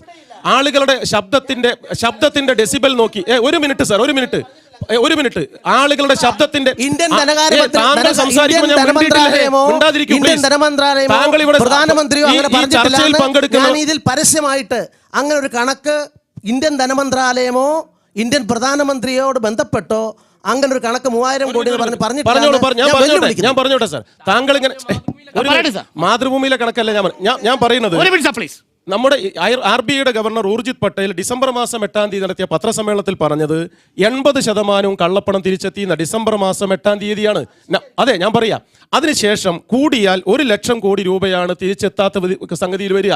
ഈ സംഗതി വന്നാൽ ഇതിൻ്റെ ഏതാണ്ട് ഇരട്ടിയോളം പൈസ ചെലവാക്കി ഏർപ്പാട് നടത്തിയത് എന്തിന് എന്ന ചോദ്യം പ്രസക്തമാണ്. ഞാൻ ഈ പറഞ്ഞത് കോംബ്ര ലൈനിൻ്റെ അസോസിയേറ്റർ നടത്തിയിട്ടുള്ള അന്വേഷണവും ഞെട്ടിപ്പിക്കുന്ന വിവരങ്ങളും പുറത്തു വന്നതനുസരിച്ച് കള്ളപ്പണത്തിൻ്റെ അവസ്ഥ തടയാനോ തിരിച്ചു പിടിക്കാനോ കഴിയുന്ന ഒരു അവസ്ഥ ഈ പറഞ്ഞ പരിഷ്കരണം കൊണ്ട് ഉണ്ടായിട്ടില്ല എന്നതാണ് സത്യം. ഞാൻ അങ്ങനെ ഒരു മാഗസിനെ പറ്റി ഇതുവരെ കേട്ടിട്ട് പോലുമില്ല. കേൾക്കാത്തത് കൊണ്ടെല്ലാം താങ്കൾ വളരെ വിശാലമായി ചിന്തിക്കുന്ന ആളാണ്. ചർച്ചയിൽ പങ്കെടുക്കുന്നവന്റെ ശബ്ദത്തിന്റെ ഉച്ചാവസ്ഥ നോക്കി പാർട്ടിയെ തീരുമാനിക്കാൻ കഴിവുള്ള അങ്ങയുടെ സിക്സ് സെൻസിനെ ഞാൻ അഭിവാദ്യം ചെയ്യുകയാണ്. അത്ര പണ്ഡിതനാണ് അങ്ങ്. അതീന്ദ്രിയ ശക്തി ഇല്ലാത്തത് കൊണ്ടും അക്കാര്യത്തിലൊന്നും വിശ്വാസം ഇല്ലാത്തത് കൊണ്ടും ഞാൻ അങ്ങ് എതിരിടുന്നില്ല. താങ്കൾ കേട്ടിട്ടില്ല എന്നത് ഒന്നുകിൽ അജ്ഞതയാണെന്ന് സമ്മതിക്കണം, അല്ലെങ്കിൽ മിണ്ടാതിരിക്കുന്ന ദുരൂഹമാണെന്ന് സമ്മതിക്കാനുള്ള മര്യാദ കാണിക്കണം. ഈ ഇരിക്കുന്ന ഖാലിദിനെ പോലെ, ഈ ഇരിക്കുന്ന റഫീഖിനെ പോലെ, സലീമിനെ പോലെയുള്ള ഇടത്തരം ഈ കച്ചവടക്കാരെ എങ്ങനെയായിരിക്കും ഈ ഡിമോണിറ്റൈസേഷൻ ബാധിച്ചിട്ടുണ്ടാവുക എന്നാണ് നിങ്ങളുടെ വിലയിരുത്തൽ? വളരെ കൃത്യമായിട്ട് അവരുടെ ജീവിതത്തിൽ അവർ തന്നെ പറയുന്നുണ്ട്. ആൾക്കാർക്ക് അറിയുന്ന, പക്ഷെ ഇല്ല എന്ന് പറഞ്ഞു കഴിഞ്ഞാലും ഉള്ളതിന് ഒരു പച്ചക്കൊല കെട്ടിത്തൂക്കി പഴുത്തതാന്ന് എത്ര പറഞ്ഞാലും പച്ച തന്നെ ആയിരിക്കും. അത് വേറെ കാര്യം, അത് ഞാൻ പറയുന്നില്ല. ഞാൻ ചോദിക്കുന്ന ചോദ്യം എന്ന് വെച്ചാൽ, നമ്മൾ ഒരാളുടെ ബാങ്ക് അക്കൗണ്ട് നോക്കാൻ വേണ്ടി നിങ്ങൾ പ്രഖ്യാപിക്കുകയാണ്, നിങ്ങൾ 2.5 ലക്ഷത്തിന് മുകളിൽ ഇട്ട് കഴിഞ്ഞാൽ നിങ്ങൾ 200% പെനാൽറ്റി കൊടുക്കണം പറഞ്ഞാൽ അവിടെ കൊണ്ടിടുന്ന ഒരു കള്ളപ്പണക്കാരുണ്ടെന്ന് പ്രതീക്ഷിക്കുന്നുണ്ടെങ്കിൽ ശ്രീധരൻപിക്ക് എന്തോ പ്രശ്നം ഉണ്ടാവും, അല്ലെങ്കിൽ അദ്ദേഹത്തിൻ്റെ പാർട്ടി അങ്ങനെ പറയണ്ടേ എന്തോ പ്രശ്നം ഉണ്ടെന്ന് എനിക്ക് തോന്നുന്നു. കാരണം ഇത് ഡിക്ലെയർ ചെയ്യാതെ തന്നെ കൃത്യമായിട്ടും എത്ര പേരുടെ അക്കൗണ്ട് പോകുന്നുണ്ടെന്ന് RBI കൃത്യമായി നോക്കാനുള്ള പ്രൊവിഷൻ ഇരിക്കെ എന്തിനാണ് ഈ രീതിയിലേക്ക് നോട്ട് നിരോധിച്ചിട്ട് ഒരു പാനിക് ഉണ്ടാക്കി ജനങ്ങളുടെ ജീവിതത്തിൽ ഇത്രമാത്രം കഷ്ടത്തിലാക്കി? ഇനി പക്ഷേ അപ്പോഴും ഒരു പ്രശ്നമുണ്ട്. കേരളത്തിലെ കോപ്പറേറ്റീവ് ബാങ്കുകളിൽ അർദ്ധരാത്രി തുറന്നിരുന്നിട്ട് കൊണ്ട് നിക്ഷേപിച്ചതും 2.5-ൽ കൂടുതൽ നിക്ഷേപങ്ങളുള്ള 49,000 വിഹിതങ്ങളുള്ള 15-20 തവണ നിക്ഷേപിച്ചവരുണ്ട്. അവരുടെയും തലയ്ക്ക് എന്തോ കുഴപ്പമില്ല. അപ്പോൾ ഒരു കലക്കവെള്ളത്തിന്റെ അകത്ത് നിങ്ങൾ മുക്കിക്കഴിഞ്ഞാൽ ഒരിക്കലും ഈ കലക്കവെള്ളം അല്ലാതെ തെളിവെള്ളം കിട്ടുമെന്ന് പ്രതീക്ഷിക്കുന്ന ഒരു കാര്യമില്ല. കോപ്പറേറ്റീവ് സെക്ടറിൽ ഉണ്ടെങ്കിൽ അത് കൃത്യമായി അന്വേഷിക്കണം. അതേ ഞാൻ ചോദിക്കുന്നത് വെച്ചാൽ, ഈ നോട്ട് നിരോധനം ഇല്ലാതെ തന്നെ ചെയ്യാൻ പറ്റുമായിരുന്ന കാര്യങ്ങൾ ചെയ്യാതെ 1900 രാഷ്ട്രീയ പാർട്ടികൾ എന്ത് ചെയ്യുന്നു, മെമ്പർ രജിസ്റ്റർ ചെയ്തിട്ടുണ്ട്. 400 രാഷ്ട്രീയ പാർട്ടികൾ മാത്രമാണ് ഇലക്ഷനിൽ മത്സരിക്കുന്നത്.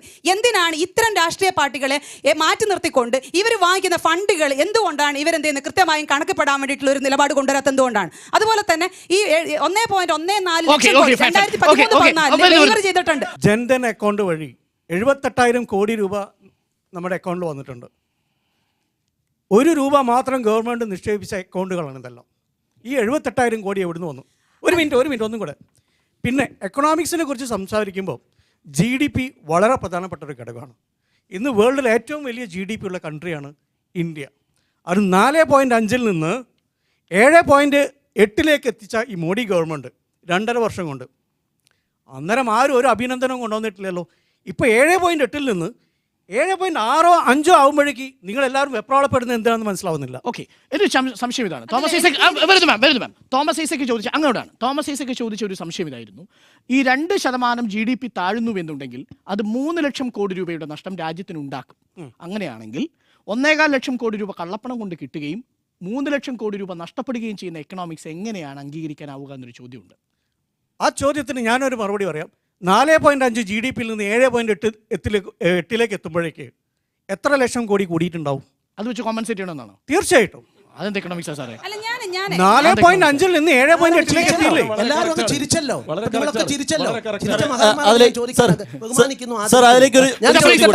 ഈ 4.6-ൽ നിന്നും 7.8-ലേക്കോ അല്ല 2-ലേക്ക് എത്തുന്നു. 2% കുറയും. 1% എന്നാണ് മിനിമം. ഇന്നലെ അദ്ദേഹം പറഞ്ഞത് 2 വരെ ആകാം എന്ന് പറഞ്ഞാണ് അദ്ദേഹത്തിൻ്റെ അഭിപ്രായം. അത് അദ്ദേഹത്തിൻ്റെ ഒരു അഭിപ്രായം മാത്രമാണ്. എനിക്ക് അദ്ദേഹത്തെ പറ്റിയുള്ള പ്രധാന ആക്ഷേപം ധനമന്ത്രി രാഷ്ട്രീയത്തിന് പ്രാധാന്യം കൊടുത്തുകൊണ്ട് BJPക്കെതിരെ നരേന്ദ്രമോദിക്കെതിരെ നിൽക്കാൻ ആഗ്രഹിക്കുന്നു. ആ കണക്കാണ്. ഒരു ബേസും ഇല്ലാന്ന് ഇന്നലെ ഞാൻ പരസ്യമായിട്ട് പറഞ്ഞാണ്. പക്ഷെ അതൊരു ആരോഗ്യകരമായ ചർച്ചയായിരുന്നു. ഞങ്ങൾ രണ്ടും കൂടെ ചർച്ച ആരോഗ്യകരമായിരുന്നു. ചോദ്യം ചോദിച്ചിട്ടുണ്ടല്ലോ ജൻധൻ അക്കൗണ്ടിനകത്ത് ഒരു രൂപ ഉണ്ടായിരുന്നത് എങ്ങനെ കൂടി എന്നുള്ള അത് തന്നെയാണ് എനിക്ക് പറയാനുള്ളത്. ഇവിടെ ഈ പറയുന്ന രീതി കള്ളപ്പണം ഉണ്ടെങ്കിൽ അത് വെളുപ്പിക്കാനുള്ള എല്ലാ കള്ളപ്പണം ഉണ്ടാക്കുന്നവനും ക്രിമിനലായിട്ട് ഈ രീതിയിൽ ബ്ലാക്ക് മണി ഉണ്ടാക്കുന്നവരും അതിനുള്ള എല്ലാ സംവിധാനവും നിലനിൽക്കുന്നുണ്ട്. ഈ സംവിധാനത്തിന്റെ മുകളിൽ കടക്കൽ കത്തിവെക്കാതെ ഈ കള്ളപ്പണം എന്ന് പറയുന്ന ഒരു സാധനത്തിന് മാറ്റിക്കഴിഞ്ഞാൽ ഈ സംവിധാനത്തിന് വെളുപ്പിക്കാൻ പറ്റുമെന്നുള്ളതാണ്. ഒരു എത്രയോ മനുഷ്യർ എന്ത് ചെയ്യുന്നുണ്ട്, കള്ളപ്പണം വെളുപ്പിക്കാൻ സമ്മതിച്ചതിന്റെ ഭാഗമായിട്ട് അന്വേഷണം നേരിട്ടിട്ട് ആത്മഹത്യ ചെയ്തിട്ടുണ്ട്. ആത്മഹത്യ കുറിപ്പ് തന്നെ. ഈ പണം പിൻവലിക്കലിന് ശേഷം ഈ നവംബർ 8 മുതൽ ഒരു CC അക്കൗണ്ട് അല്ലെങ്കിൽ ഒരു കറണ്ട് അക്കൗണ്ട് അവർക്ക് മാക്സിമം പിൻവലിക്കാനുള്ള തുക തന്നത് 50,000 രൂപയാണ്. ഈ 50 ദിവസമായിട്ടും അതിലൊരു മാറ്റം ഇന്നേ വരെ ഉണ്ടായിട്ടില്ല. 50,000 സാധാരണക്കാരന് 24,000 CC അക്കൗണ്ട് കറണ്ട് അക്കൗണ്ട് അത് ഇപ്പൊ ഇനി 50 ദിവസം കഴിഞ്ഞു. ഇനി എന്തായിരിക്കും ഞങ്ങൾക്ക് വരാൻ പോകുന്നത്? വളരെ കൃത്യമായി ഇവരുടെ ഒരു പ്രധാനപ്പെട്ട പ്രശ്നത്തിലേക്ക് നമ്മൾ ഈ ചർച്ചയുടെ അവസാനം മാത്രമല്ല അതോടൊപ്പം ഒന്നുകൂടി ഈ ഒരു പ്രശ്നമുണ്ടല്ലോ CCയുടെ കാര്യത്തിൽ. അതായത് നമുക്ക് ഈ ശമ്പളം പോലത്തെ ഇത് കൊടുക്കാൻ വേണ്ടിയിട്ട് അപ്പൊ പറഞ്ഞു ഡിജിറ്റൽ ആവും, അക്കൗണ്ട് തുടങ്ങും, അക്കൗണ്ടിലേക്ക് സാലറി ഇത് ചെയ്യൂ. ഏത് ബാങ്കാണ് ഇതിന് ശേഷം അക്കൗണ്ട് തുടങ്ങാൻ സഹായിച്ചു കൊടുത്തത്? ഒരു ബാങ്കും. കാരണം അവർക്ക് സമയമില്ല. അവർക്ക് ക്യൂവിൽ നിൽക്കുന്നവരെയും ബാങ്കിലെ ഉദ്യോഗസ്ഥർക്ക് ഇപ്പൊ സമയമില്ല. പുതിയ അക്കൗണ്ട് ഓപ്പൺ ചെയ്യുന്നത്. എന്റെ സുഹൃത്തെ 25 ലക്ഷം കോടി റുപ്പിക 40 കൊല്ലം കൊണ്ട് ബാങ്കുകൾ നിഷ്ക്രിയാസ്തിയായിട്ടും നഷ്ടമായിട്ടും നമുക്ക് നഷ്ടപ്പെടേണ്ടി വന്ന ഒരു സമൂഹമാണ് ഇന്ത്യയിലെ ജനങ്ങൾ. അതുകൊണ്ടാണ് ബാങ്കിങ് മേഖലയെ സംബന്ധിച്ചിടത്തോളം ലോൺ കൊടുക്കലോ ഇപ്പൊ തൽക്കാലം അതൊന്നുമല്ല. അക്കൗണ്ട് അതിനുവേണ്ടിയുള്ള സംവിധാനത്തിൽ ഈ രാജ്യത്തെ ബ്യൂറോക്രാറ്റുകളും 6 അക്കം ശമ്പളം വാങ്ങുന്ന ബാങ്ക് ജീവനക്കാരും പ്രൊഫസർമാരും ഒക്കെ ഉള്ള ഒരു രാജ്യത്തല്ല അടിസ്ഥാന വർഗ്ഗമാണ്. തൊഴിലാളികളുടെ പ്രതികളാണല്ലോ. ഞാൻ നിങ്ങളെപ്പറ്റി പറഞ്ഞല്ലോ. താങ്കൾ നിൽക്കുന്നത് എനിക്ക് തൊപ്പി ചേരുമെന്ന് എന്താ പറഞ്ഞത്? ഞാൻ നിങ്ങളെപ്പറ്റി അല്ല പറഞ്ഞത്. അതുകൊണ്ട് അത്തരത്തിലുള്ള ഒരു സംവിധാനത്തിൽ നരേന്ദ്രമോദി ആഗ്രഹിക്കുന്നത് സാധാരണക്കാരിലേക്ക് അത് എത്തിക്കാനാണ്. അതുകൊണ്ടാണ് ആ ശ്രമം നടക്കുന്നത്. ഞാൻ പറഞ്ഞോട്ടെ അതിലാണ് ഒരു നിഷ്പക്ഷതയുടെ അവർ പറഞ്ഞുകൊണ്ട് ഞാൻ പറയാണ്. ഗുജറാത്തിൽ 16 ജില്ലാ സഹകരണ ബാങ്ക് ഉള്ളതിൽ 15 BJP ഭരിക്കുന്നു. ആ 15 ബാങ്കിലും നാഷണൽ പ്രസിഡന്റ് ബാങ്ക് ഉൾപ്പെടെ അവിടെ റെയ്ഡ് നടത്തി അവിടെയുള്ള കള്ളപ്പണം എത്ര കോടി 200 കോടി നോറ്റവർ പറഞ്ഞു. ഇത് കണ്ടെടുക്കാൻ സാധിച്ചു. ആ നിഷ്പക്ഷതയാണ്, ആ സത്യസന്ധതയാണ്, ആ ഗാന്ധിയൻ സമീപനമാണ് തീർച്ചയായും കൈവരിച്ചിട്ടുള്ളത്. അതുകൊണ്ട് ഇവിടെ ജയിക്കുമെന്ന കാര്യത്തിൽ എനിക്ക് ഉറപ്പുണ്ട്. BJP കള്ളപ്പണം നിക്ഷേപിച്ചിട്ടുണ്ടെന്നാണ് ബാങ്ക് നിശ്ചയിച്ചത്. അങ്ങനെയാണോ താങ്കൾ പറയുന്നത്?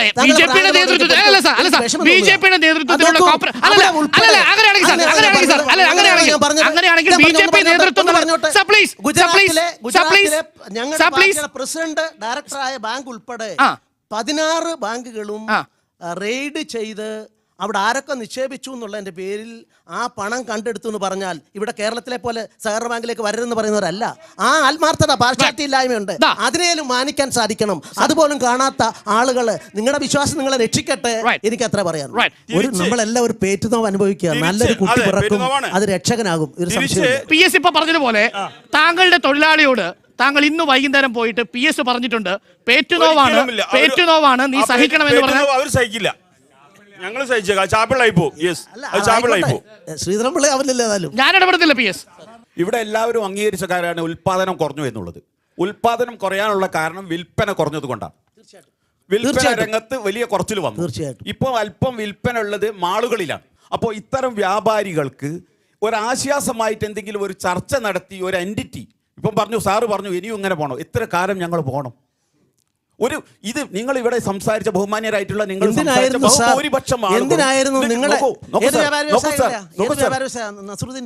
അതെ അങ്ങയുടെ സംഘടന എന്തിനാ ഒരു ദിവസം എല്ലാ ഉൽപാദനവും നിർത്തിവെച്ചുകൊണ്ട് എന്തായിരുന്നു ഡിമാൻഡ്? ആരോടായിരുന്നു നിങ്ങളുടെ ഡിമാൻഡ്? ഒരു ദിവസം ഹർത്താൽ നടത്തിയല്ലോ കേരളത്തിൽ. ഞങ്ങൾ കേരളത്തിൽ ഹർത്താൽ നടത്തി. സർക്കാരിനോടല്ലേ? നോ, ഞങ്ങൾ കേരളത്തിൽ ഇതിന് ഹർത്താൽ നടത്തിയിട്ടില്ല. ഹർത്താൽ ഇല്ലാതെയാണ് ഞങ്ങൾ 3 സമരം ചെയ്തത്. ഹർത്താൽ ആഹ്വാനം കേരളത്തിൽ നടത്തിയിട്ടില്ല. ഇല്ല, കേരളത്തിൽ താങ്കളുടെ സഹതാപമുള്ളൂ. ഇല്ല, ഞങ്ങൾ 3 സമരം പിൻവലിച്ചതാ.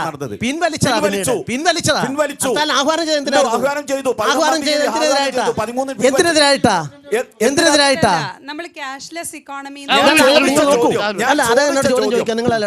രാഷ്ട്രീയ വിരോധങ്ങളും അഭിപ്രായ വ്യത്യാസങ്ങളും ഒഴിവാക്കി ഒരു മനസ്സായി വ്യാപാര വ്യവസായ മേഖലകൾ വിളിച്ചു കൂട്ടി അതിനൊരു നേതൃത്വം കൊടുക്കേണ്ട പാർട്ടിയുടെ വക്താവാണല്ലോ സാർ. അതുകൊണ്ട് അങ്ങനെ ഒരു തുറന്ന ചർച്ച നടത്തിയിട്ട് രാഷ്ട്രീയം ഒഴിവാക്കിയിട്ട് നമുക്കൊരു പോസിറ്റീവ് ആറ്റിറ്റ്യൂഡ് തീർച്ചയായിട്ടും അത് നല്ല കാര്യമാണ്. നല്ല കാര്യം ഞാൻ പറയുന്നു. ഒന്നുകൂടി പറയുന്നു, വ്യാപാരി വ്യവസായികളോട് ഒറ്റ കാര്യം കൂടി അങ്ങ് പറഞ്ഞത് ശരിയാണ്, ഞാൻ സ്വാഗതം ചെയ്യുന്നു.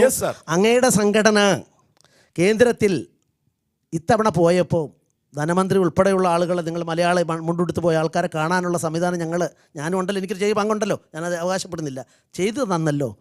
അതിനു മുമ്പ് എപ്പോഴെങ്കിലും ഒരു അവസരത്തിൽ അതുപോലെ കേന്ദ്രത്തിൽ പോയിട്ട് ആ തരത്തിലൊരു ചർച്ചയ്ക്ക് നിങ്ങളുടെ അടുത്തേക്ക് കേന്ദ്രമന്ത്രി നടന്നു വന്ന ഒരു സംഭവം പറയാൻ സാധിക്കും? ഈ വ്യത്യാസമെങ്കിലും സ്വാഗതം ചെയ്യണ്ടേ? വ്യാപാരി വ്യവസായികൾ ഏത് ഗവൺമെന്റ് വന്നാലും പോയിട്ടുണ്ട്, ചർച്ച നടത്തിയിട്ടുണ്ട്. ഇതുപോലെ പോയിട്ടില്ല. പ്രശ്നമല്ലേ സാർ, ഈ ധനകാര്യമന്ത്രി മുണ്ടെടുത്ത് താങ്കൾ പോയി വന്ന് കണ്ടപ്പോൾ പ്രശ്നം അവസാനിച്ചോ? ഇല്ല, അവസാനിച്ചിട്ടില്ല. ഞങ്ങളോട് സംസാരിച്ചു, നല്ല ഈ പ്രശ്നങ്ങൾ എല്ലായിടത്തും ഉണ്ട് സാർ. ഈ ചാനലിൽ പ്രശ്നം ഒന്നും നടപ്പിലാക്കില്ല. പ്രശ്നമില്ലാത്തത് കേരളത്തിൽ നിയമസഭ കൂടി സർവകക്ഷി എന്നുള്ള നിലയിലേക്ക് പ്രധാനമന്ത്രിയുടെ അടുത്ത് ഇവിടുത്തെ സഹകരണ മേഖലയിലെ പ്രശ്നങ്ങളെ ചൂണ്ടിക്കാണിക്കുന്നതിന് വേണ്ടി ചർച്ചയ്ക്ക് തയ്യാറാകാൻ അവർ പോയി. മുഖം കൊടുക്കാൻ തയ്യാറായില്ല. എന്ത് നിലപാടാണിത്? മറ്റൊന്ന്, യുവരാജ് സിംഗിന്റെ വിവാഹം ക്ഷണിക്കുന്നതിന് വേണ്ടിയിട്ടുള്ള ആ സ്വീകരണത്തിന് വേണ്ടി നരേന്ദ്രമോദി സമയം അനുവദിച്ചു കൊടുക്കുകയും ചെയ്തു. ഇതാണോ ജനങ്ങളുടെ പ്രശ്നങ്ങളെ മനസ്സിലാക്കുന്ന രാഷ്ട്രീയ പാർട്ടി കേന്ദ്ര സർക്കാർ സാധാരണക്കാരൻ ഈ ബാങ്കിൽ നിന്ന് ക്യാഷ് എന്താ ചോദിക്കട്ടെ? ഈ പ്രശ്നങ്ങൾ പരിഹരിക്കാൻ ആത്മാർത്ഥമായ ശ്രമം നടക്കുന്നു. ആ ശ്രമത്തിൽ മുന്നോട്ടാണ് പോകുന്നത്, പരാജയമല്ല. അത് തീർച്ചയായിട്ടും ആസന്ന ഭാവിയിൽ അത് പരിഹരിക്കാൻ സാധിക്കുമെന്ന് ധനകാര്യമന്ത്രി പ്രഖ്യാപിച്ചിട്ടുണ്ട്. ഇതെല്ലാം വിവാദമാക്കാൻ ആഗ്രഹിക്കുന്നവള്, കേരളത്തിലെല്ലാം വിവാദമാണ്, വിവാദമാക്കിക്കോളൂ. വിവാദം വിറ്റ് നേട്ടമുണ്ടാക്കിക്കൊണ്ട് രാഷ്ട്രീയ പാർട്ടികൾ കൊടുക്കട്ടെ. ഇതാണ് കേരളത്തിന്റെ സ്ഥിതി. ഇവിടെ മെയ് 8-ന് 15,44,00,000 രൂപയുടെ നോട്ടാണ് പിൻവലിച്ചത്. 5,500 നവംബർ 8-ന്. പകരം RBI കേന്ദ്രവും കൂടി ഇറക്കിയത് 5 ലക്ഷം കോടി രൂപ നോട്ട് മാത്രമാണ്. അതിൽ തന്നെ 4 ലക്ഷം കോടിയും 2000-ൻ്റെതാണ്. ഇവരൊക്കെ ചോദിച്ച പോലെ നാട്ടുകാർക്ക്, സാധാരണക്കാരന് ഗുണം ചെയ്യുന്ന നോട്ടില്ല. ക്ഷാമമില്ലാതെ പ്രവർത്തിക്കാൻ 681 കോടി എണ്ണം 500-ൻ്റെ നോട്ട് വേണം. ഇന്ത്യ രാജ്യത്ത് മഹാരാഷ്ട്രയിലെ നാസിക്കിൽ അടിക്കുന്നത് റവന്യൂ സ്റ്റാമ്പും ഗവൺമെന്റിന്റെ സെക്യൂരിറ്റിയുമാണ്. ബംഗാളിലെ സാൽബോണിൽ അടിക്കുന്നത് 100-ൽ താഴെയുള്ള നോട്ടാണ്. ഞാൻ 4 പ്രസ്സിലും കൂടി 24 മണിക്കൂറും മെനക്കെട്ടടിച്ചാൽ പോലും ഇന്നത്തെ പ്രശ്നം പരിഹരിക്കാൻ 6 മാസം വേണ്ടി വരുമെന്ന് തലയ്ക്ക് വെളിവുള്ളവരെല്ലാം ബോധ്യപ്പെടുകയാണ്. വരാനിരിക്കുന്ന വസന്തത്തെക്കുറിച്ച് വേഴാമ്പലിനെ പോലെ കാത്തിരിക്കണമെന്ന് പറയുന്നത് ശുദ്ധ അസംബന്ധമാണ്. ഒന്നുകിൽ പിഴച്ചു എന്ന് സമ്മതിക്കണം, അല്ലെങ്കിൽ പിശക് സമ്മതിച്ച് മാപ്പ് പറയണം. 50 ദിവസം കഴിഞ്ഞപ്പോഴുള്ള ചർച്ച ഇത്. യഥാർത്ഥത്തിൽ ആ ചർച്ചയിൽ ശ്രീധരൻപിള്ളയുടെ മറുപടി എങ്ങോട്ടല്ലോ പോയി. ആർക്കും എനിക്കൊന്നും മനസ്സിലായില്ല. ശ്രീധരൻപിള്ള എന്താ പറഞ്ഞത്? അരി എത്ര എന്ന് ചോദിച്ചാൽ അദ്ദേഹം പയർ അഞ്ഞാഴി എന്ന് പറയും. ആ രീതിയിലൊക്കെ ചർച്ച. ശ്രീധരൻപിള്ള 1 മിനിറ്റ് ഞാൻ താങ്കൾ പറയുമ്പോൾ ഒന്നും പറഞ്ഞില്ല. കണ്ണൂരിൽ നിന്ന് വരുന്ന BJP നേതാക്കന്മാർ ഇങ്ങനെയാണോ ശ്രീധരൻപിള്ള? കണ്ണൂരിൽ നിന്ന് വരുന്ന BJP നേതാക്കന്മാർ ഇങ്ങനെയാണോ? നിങ്ങളെ പറ്റി പറയുമ്പോൾ കണ്ണൂരിൽ നിന്ന് വരുന്ന BJP നേതാക്കന്മാർ ഇങ്ങനെയാണോ? സുരേന്ദ്രനെ പോലെയാണോ? ശ്രീ K. സുരേന്ദ്രനെ പോലെയാണോ? കണ്ണൂരിൽ നിന്ന് വരുന്നത് കൊണ്ട് ഇങ്ങനെ തോന്നുമെന്ന് പറഞ്ഞ് ശ്രീധരൻപിള്ള മറുപടി പറയണം. താങ്കൾക്ക് എന്തു പറ്റി? താങ്കൾക്ക് എന്തു പറ്റി? കണ്ണൂരിൽ നിന്ന് വരുന്ന BJP നേതാക്കന്മാർ ഇങ്ങനെയാണോ? ഒരു മിനിറ്റ്. സാധാരണ രാഷ്ട്രീയ സാധാരണ രാഷ്ട്രീയ രംഗത്ത് ശ്രീധരൻപിള്ള വളരെ പക്വത കാണിക്കുന്ന ഒരാളാണ്. 50 ദിവസം കഴിഞ്ഞപ്പോൾ ശ്രീധരൻപിള്ളക്ക് എന്ത് പറയണമെന്ന് അറിയാതെ അദ്ദേഹം പ്രയാസപ്പെടുകയാണ്. നമ്മൾ കാണുന്നു. ഒരു മിനിറ്റ് ഞാൻ പറയട്ടെ.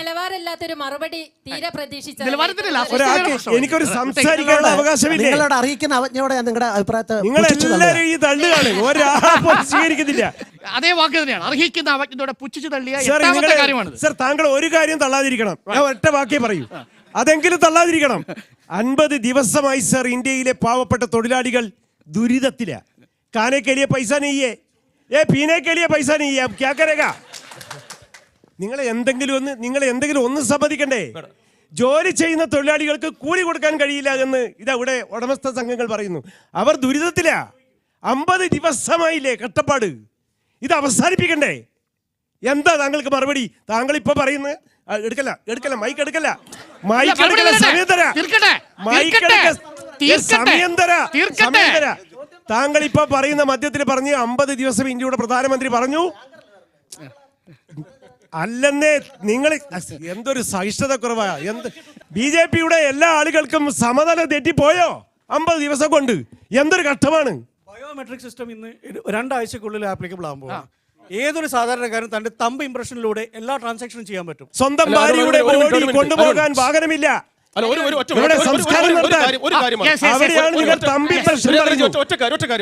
ഈ ചർച്ച അവസാനിക്കുമ്പോൾ നമ്മുടെ പ്രധാനപ്പെട്ട ചോദ്യം എന്തായിരുന്നു? എന്ത് ശിക്ഷയാണ് അല്ലെങ്കിൽ എന്ത് റെസ്പോൺസാണ് പ്രധാനമന്ത്രിക്ക് ശ്രീ പ്രേംനാഥ് നൽകുക ആഫ്റ്റർ 50 ഡേയ്സ്?